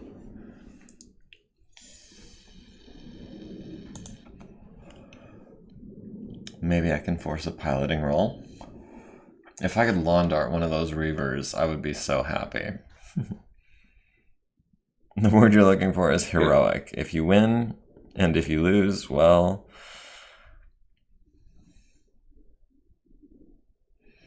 Yeah,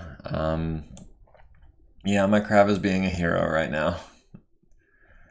And for his trouble, he has a Reaver flying overhead, and he's probably in range and sight of that Marauder with the 2 heavy PPCs.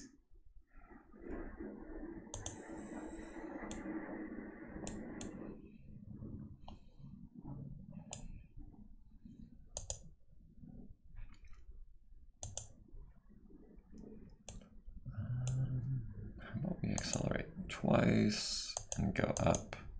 Can we go up 4 times? Not quite. We can go up 3 times though. That works. And then perhaps... Oh, he's facing the other way. I forget those guys face the other way. Do I want to fly over the Archer though? No, I don't think I do. I think I'm just going to spend this turn picking up some altitude and repositioning without having to make any check. Oh, still have to make a check.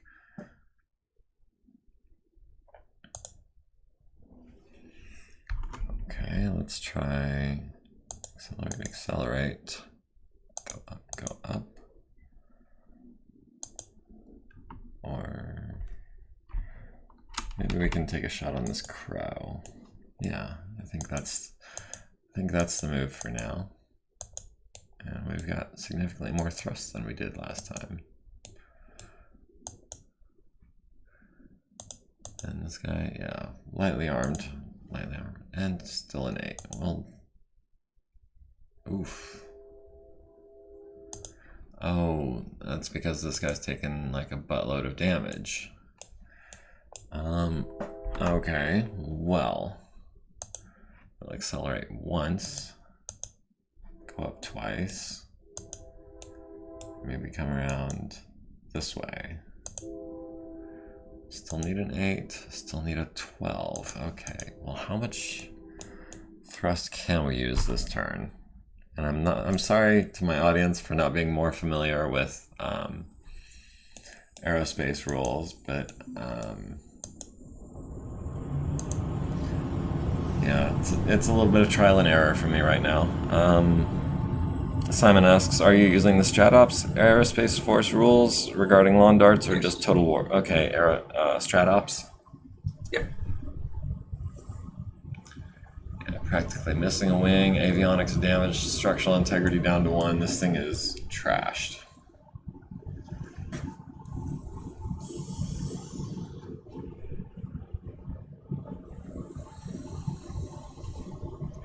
Yeah, most of my rule books are at least 20 years old, so like TAC Ops and Strat Ops, I'm really less familiar, and I'm just kind of trying to figure things out as I go.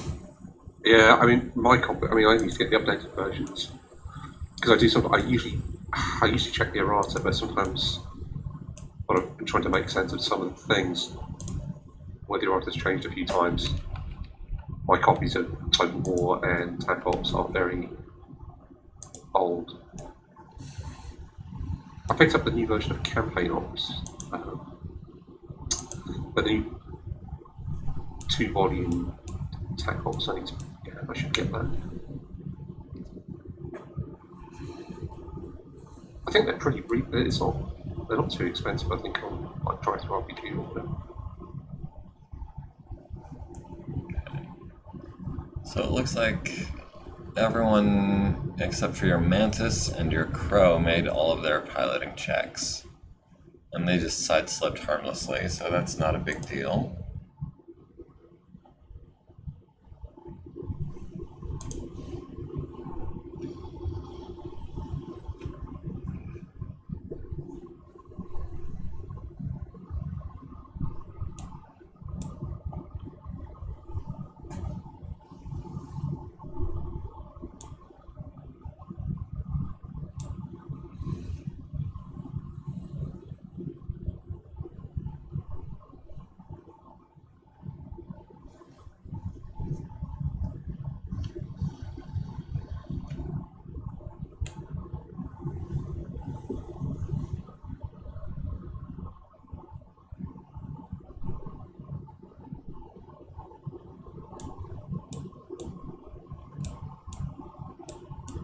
I imagine right now your Achilles is attempting to target the heck out of... Oh, I see little arrows popping up from your Anvil, the Anzu, and the Marauder, all at the Fast Cat. And then the Cobra. Is that the Apollo? It must be the Apollo.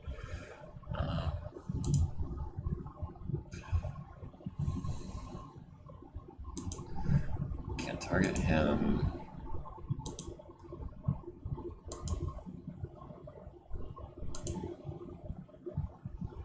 That's on an 11.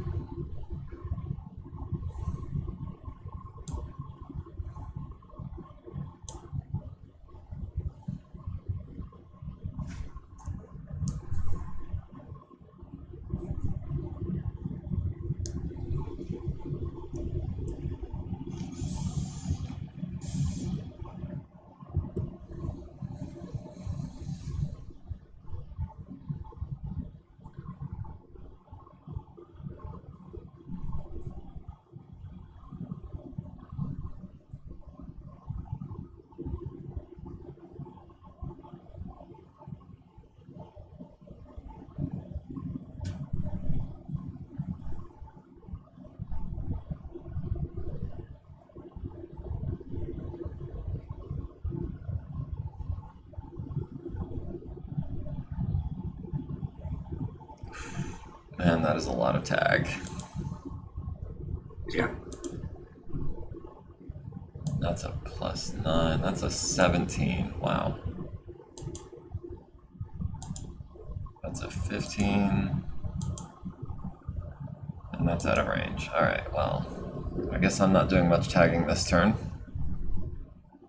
Oh, I saw some explosions. Alright, Anzu tagged the Fast Cat, so did the Marauder. The Crow tagged the Crab. The Fast Cat has been tagged 2 more times. My Reaper scattered and harmlessly.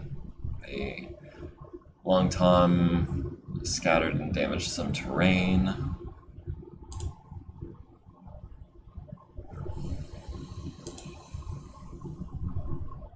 Converted a Light Woods into a Rough Hex, so that's probably helpful.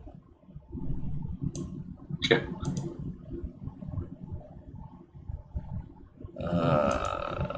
My infantry over here being absolutely useless. I'm glad I didn't pay more than a couple 100 points for these guys.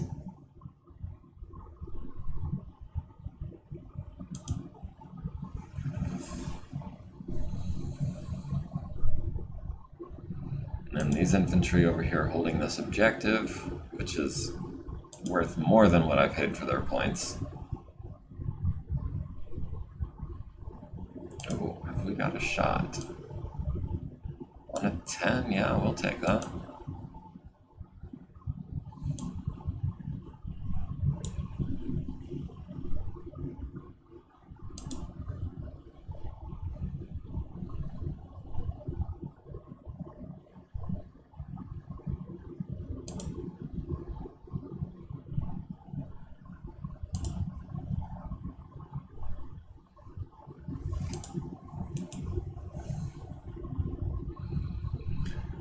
So now I have to just make it written into the lore that the Fighting Bulldogs have captured a bunch of battle armor from the Curatons and somehow found a Brian cache to explain all of this cool gear that they're going to have in 3087.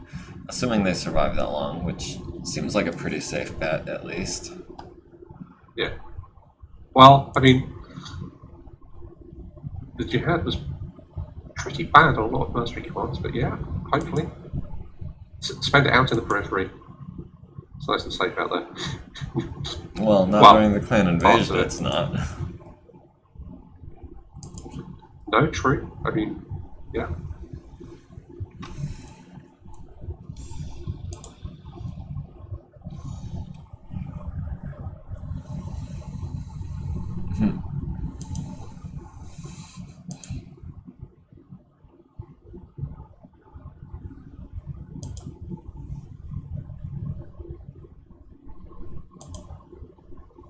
So how long have you known where my artillery was?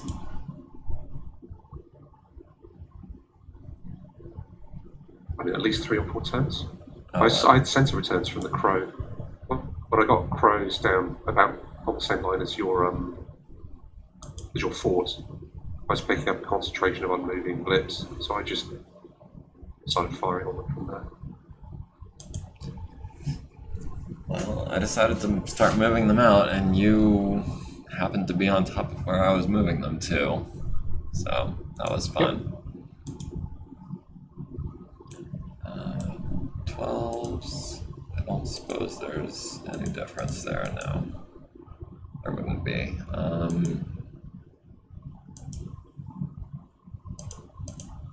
Well, you don't know until you try. Taking some long shots at your Wraith. He's actually more evasive than I had thought he would be. Looking at 12s and 11s with my LRM carriers. Yeah, I thought I jumped him 7, but I think I only jumped him 6, which is a bit of a mistake. He should have been slightly better. So hopefully that's not too much of a problem.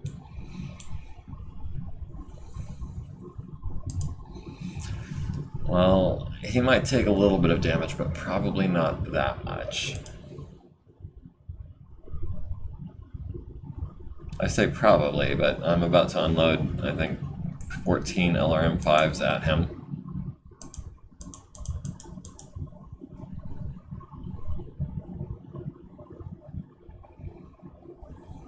That's an interesting unit, the barrage. What's the sort of thought process? Is that for like having a massive spread of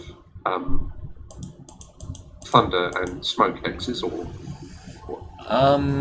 The initial concept was based on I was looking at the longbow and the archer and thinking how many LRMs realistically could I put on one mech and still have it be viable, because the discussion I'd been having on Facebook at the time was with someone who said that the archer overheats too badly. And so I was comparing that to other LRM boats and just trying to take that to its logical conclusion. And it actually evolved quite a bit after the barrage. It became the gunner eventually when I tried to see how many autocannons I could put on one chassis using the same kind of 100-ton base model, just swapping out the arms. Okay, cool. Oh, dead zone, of course.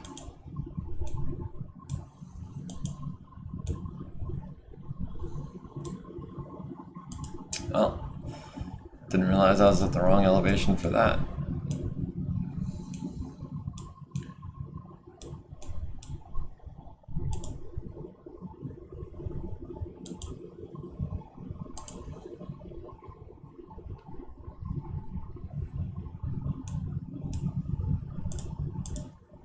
Ooh, 4s or 4s? Yeah, I'm gonna... not quite lined up. Well, I'll take 1-4, at any rate. Thought process. All of the LRM-5 spam. The Bane is one of the Canon LRM Uber boats from memory. I think someone had compared it to the Bane when I mentioned it on my Discord. I may be thinking of something else, but yeah, there's definitely some similarities between it and some other 100-ton kind of mechs. I mean, really, the 100-ton 35 movement chassis is really similar. The only difference you can get between that and several other mechs is whether or not you've got endosteel in the weapons loadout. Other than that, they all tend to be really pretty similar.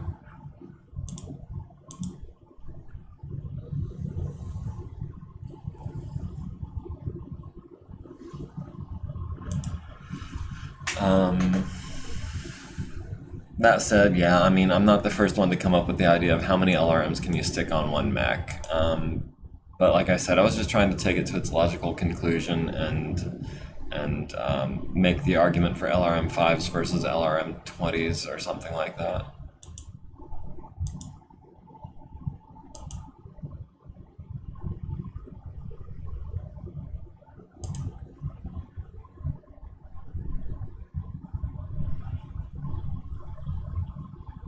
He says the Bane doesn't go for the LRM5 as much though, with the big racks instead.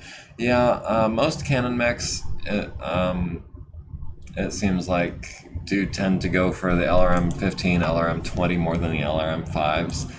And I respect that decision, and I think it's definitely the right decision, but the LRM5 is just superior, so for most of my custom designs, I tend to go heavy on the LRM5s. It is a little more tedious to use in the respect that it just more clicks to get the same effect, but I feel like it gets better damage output per ton than you get with the bigger racks. It's super gamey. It's Munchkin to the max. It's Where's literally. the Bane come from? What is the Bane? I couldn't tell you what book it's from. It's maybe 30. Is it 3058? I think, or is it one of the source books? I'm not sure. He says, I think you may have gone beyond logical conclusion and into damage gem territory. The LRM5 does give a lot more flexibility too. Yeah, and with 10 tons of ammo, I don't know if you saw that, but I had just several different specialty ammo. I had some semi-guarded and guided in case I landed some tag, and I had some smoke for laying down cover, but because I thought, I might want some cover like in this area to try to give me some more defense, but in this case I'm just trying to go purely offensive. So that's 2 in each leg, I think 5 in each arm, 6 in each, 7 in each arm. 1, 2, 3, 4, 5, 6, 7. Yeah, 7 in each arm, and then the torso is just ammo and heat sinks.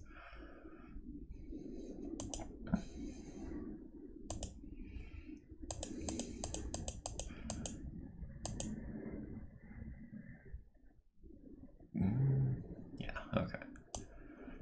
And we're giving that the full alpha strike. Really want to hit that Wraith with something. And the Sprinter still not quite getting the job done. According to Sarna, the Bane is from TRO 3055 and packs 8 LRM15s. So that's what, 120? Who uses it? What sort of faction is it? 16 tons of ammo. 3055. I actually happen to have that one right here. Oh, it's the Kraken.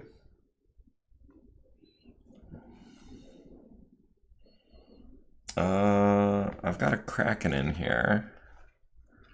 Mine has LRM 2s, or SR autocannon 2s though. Variants. The most common variant of the Kraken is armed with multiple Ultra 2s. 2 other variants of the mech serve Clan Jade Falcon. The first replaces each arm's multiple Ultra 2 autocannon with 2 Ultra 10s. The second variant of the Kraken, a missile support mech, replaces the Ultra autocannon with 4 LRM-15 launchers in each arm and adds another 10 heat sinks.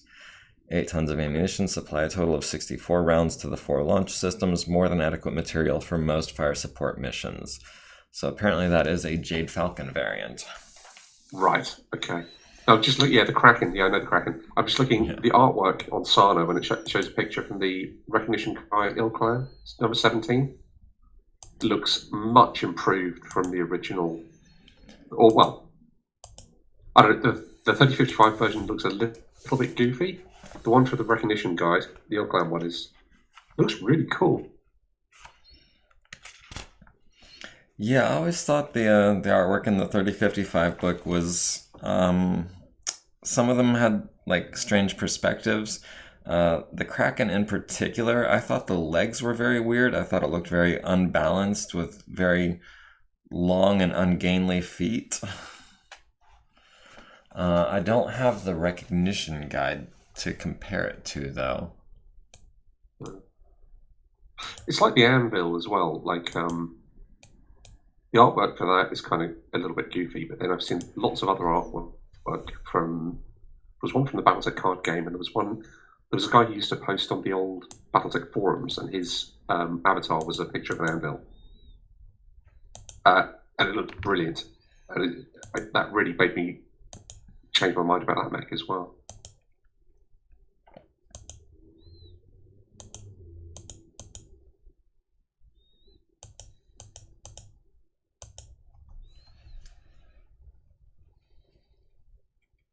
Okay, I'm done firing. Finally. I'm sorry, I got distracted. That's all right. I'm just sorry. I wasn't sure if I was lagging behind a bit. No. I'm the one who's lagging behind, for sure.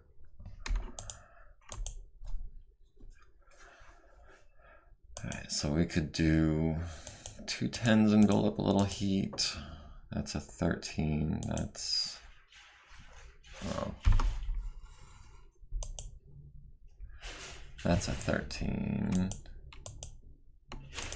No matter which way we face it. That's a 13. Well, it looks like we're going to take 2 10s for a couple of extra heat. Or this guy has a 9. 9 is better than 10. It's got that low profile though. Yes, I'm thinking about shooting a Marauder. And I think the Anzu is a better target actually. So I'm going to do that.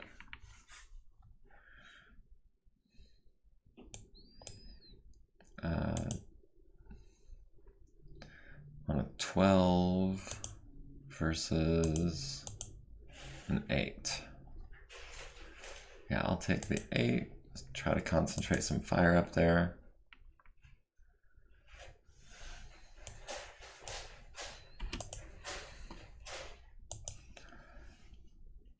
Tens versus 13s, 10s, 10s. All right. Yeah, I don't think we can build up that much extra heat right now, though. 14, impossible. All right, yeah. That's, of course, that's aerospace. And Vesna Kyriakopoulos doesn't have a gun.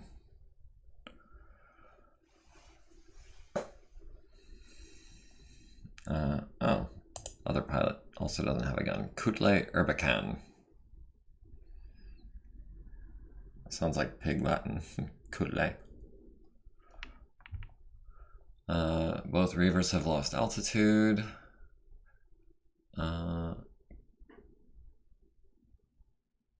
Okay, you've got ghost targets active on your Mantis. Cobra needs a piloting skill check for injury. Cobra falls on its left side, suffering 0 damage. I'm not sure what caused that piloting check during the weapon attack phase, but that's probably just a rule I'm not familiar with.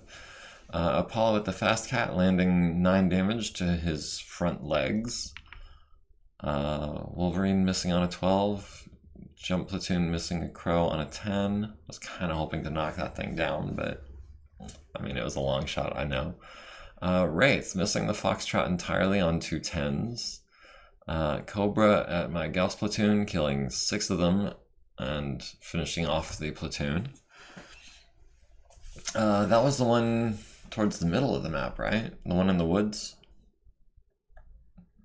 I think that's on the coast. I think. Oh, sorry. I was reading the blue as mine again. Yeah, so my Cobra actually did land some hits on your Gauss Rifle platoon and killed them. Okay. Anzu at the Fast Cat, landing an Ultra 10 to the front right leg. LRM carrier landing 12 missiles on your Wraith with a 12 and rolling another 12 for a headshot. Forcing a piloting check and also landing missiles to the left leg and arm. Thunderbolt missing the Fast Cat, LRM carrier at the Wraith, also landing 20 missiles Almost all of them to the left arm and also to the left leg, going internal but no crit.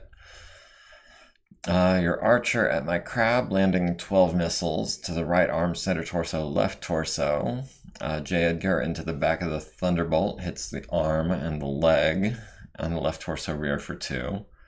Marauder at the Fast Cat, almost starting a fire, and also hitting the rear left leg for 15 damage. That hurts. And then 6 pellets from the LBX, scattering about mostly the legs and torsos, down to 11 armor on that front left leg, down to 13 on the left torso. My J. Edgar at your APC, hitting the right side for 5, stripping the armor. I had actually intended to be shooting at your infantry with that guy, but I guess I got distracted. Your Anvil, destroying my Cobra transport, which should have been empty if he was where he was getting shot at. The ones with infantry should have been holding back. And that was transport number 4, who also took some shots from the Orion. So those are wasted shots since he's already dead. Rifleman at Cobra number 2, missing on 8s and 10s. Thrush at the Reaver, hitting the aft, possibly out of control. We'll see how that turns out. Awesome at the Fast Cat, also almost starting a fire, but not quite. Partisan at the J. Edgar, landing 3 pellets and immobilizing it with a shot to the front. Fast Cat at the Achilles, landing a medium laser to Trooper number 2. Partisan at Transport number 4, which is already dead. Hawkmoth at my J. Edgar number 2, immobilizing it and destroying it with an ammo explosion.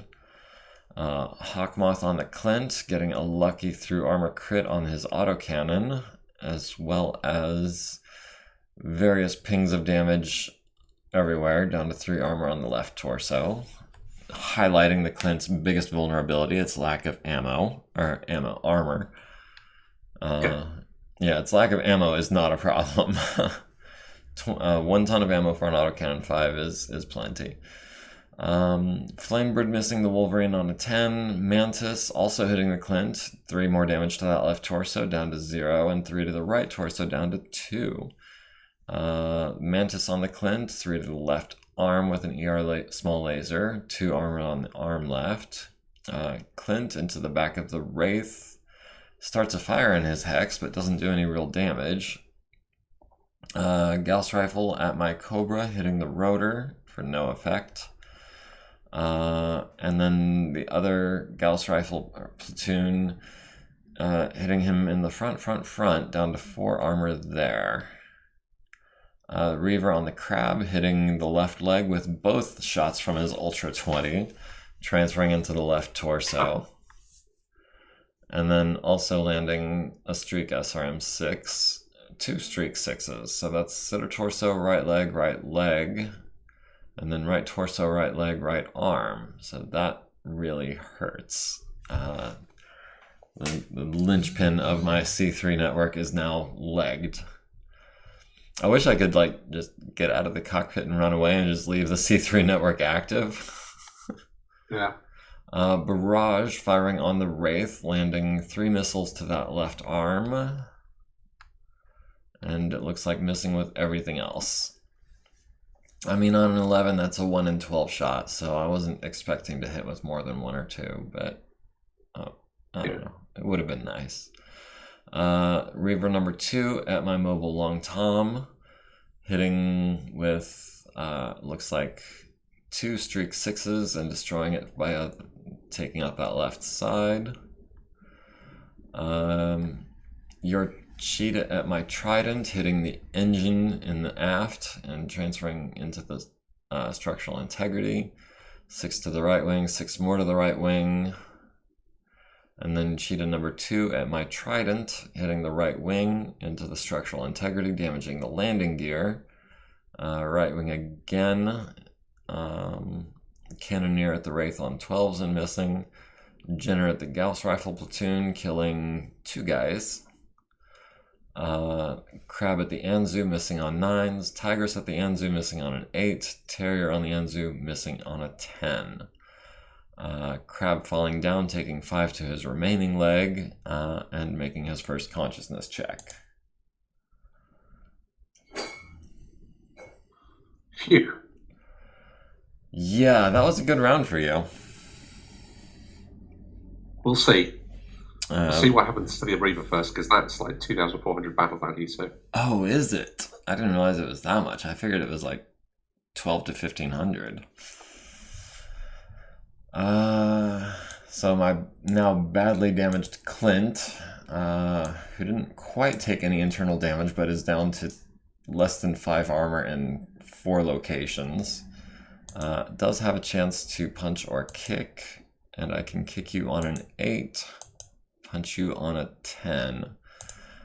How much armor have you got? Honestly, if I can punch that left arm, that would cut your firepower in about half. And it is the safer of the two. I don't like kicking on an 8. Especially not with a piloting of 5. That's just too likely to fall down. Oh, I forgot. Since you're behind the Foxtrot, he can kick you as well. So that's 3, 6 for jumping, 7 for woods, 8, 9, 10 for your movement, 11. But in a quad mech, I'm less worried about falling down, and it's that or nothing.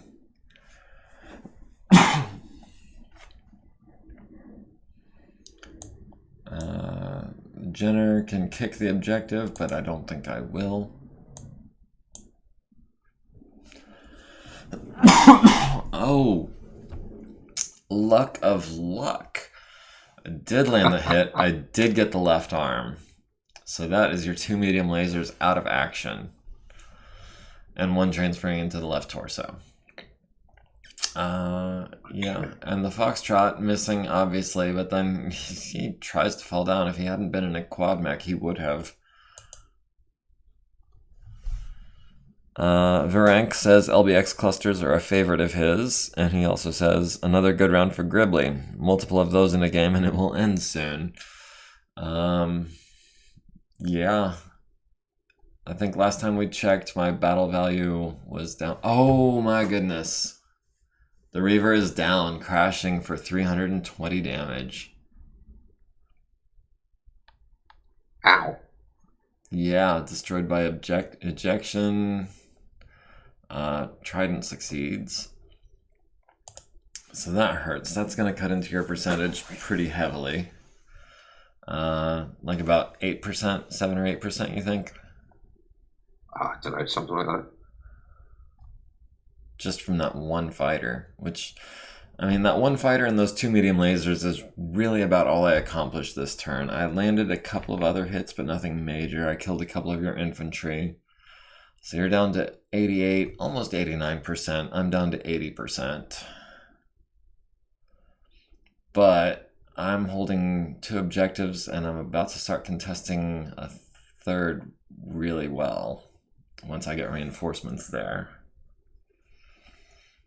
So I just need to take you down another 21% and take a 3rd objective. And the Fighting Bulldogs win initiative. You only hold 1 objective, because the one on the coast, that's contested. So what, infantry within 3 hexes? Yeah, that's the one I was referring to, where I said I'm about to be contesting it very strongly, because I do have the Tigress and the Terrier and the Fast Cat all in that area, about to take out those infantry. And then down at the bottom right, I'm defending that one pretty heavily. Bottom left, I'm defending that one really heavily. So if I can fend off your Marauder and crew for a couple of turns while I kill these infantry, I might be able to pull out a win condition, but I would have to... Bear in mind, the southern coastal one you don't get scoring from, because it's a secondary objective. Right, so I would still have to get you down to 66% of your battle value. Yeah. And hold this objective. And honestly, I don't know if that's going to happen. but we can try. It kind of sucks that I'm only launching 6 rounds of artillery this round, and from here on out. That said, it is 1:53. It's about time for a break, you think?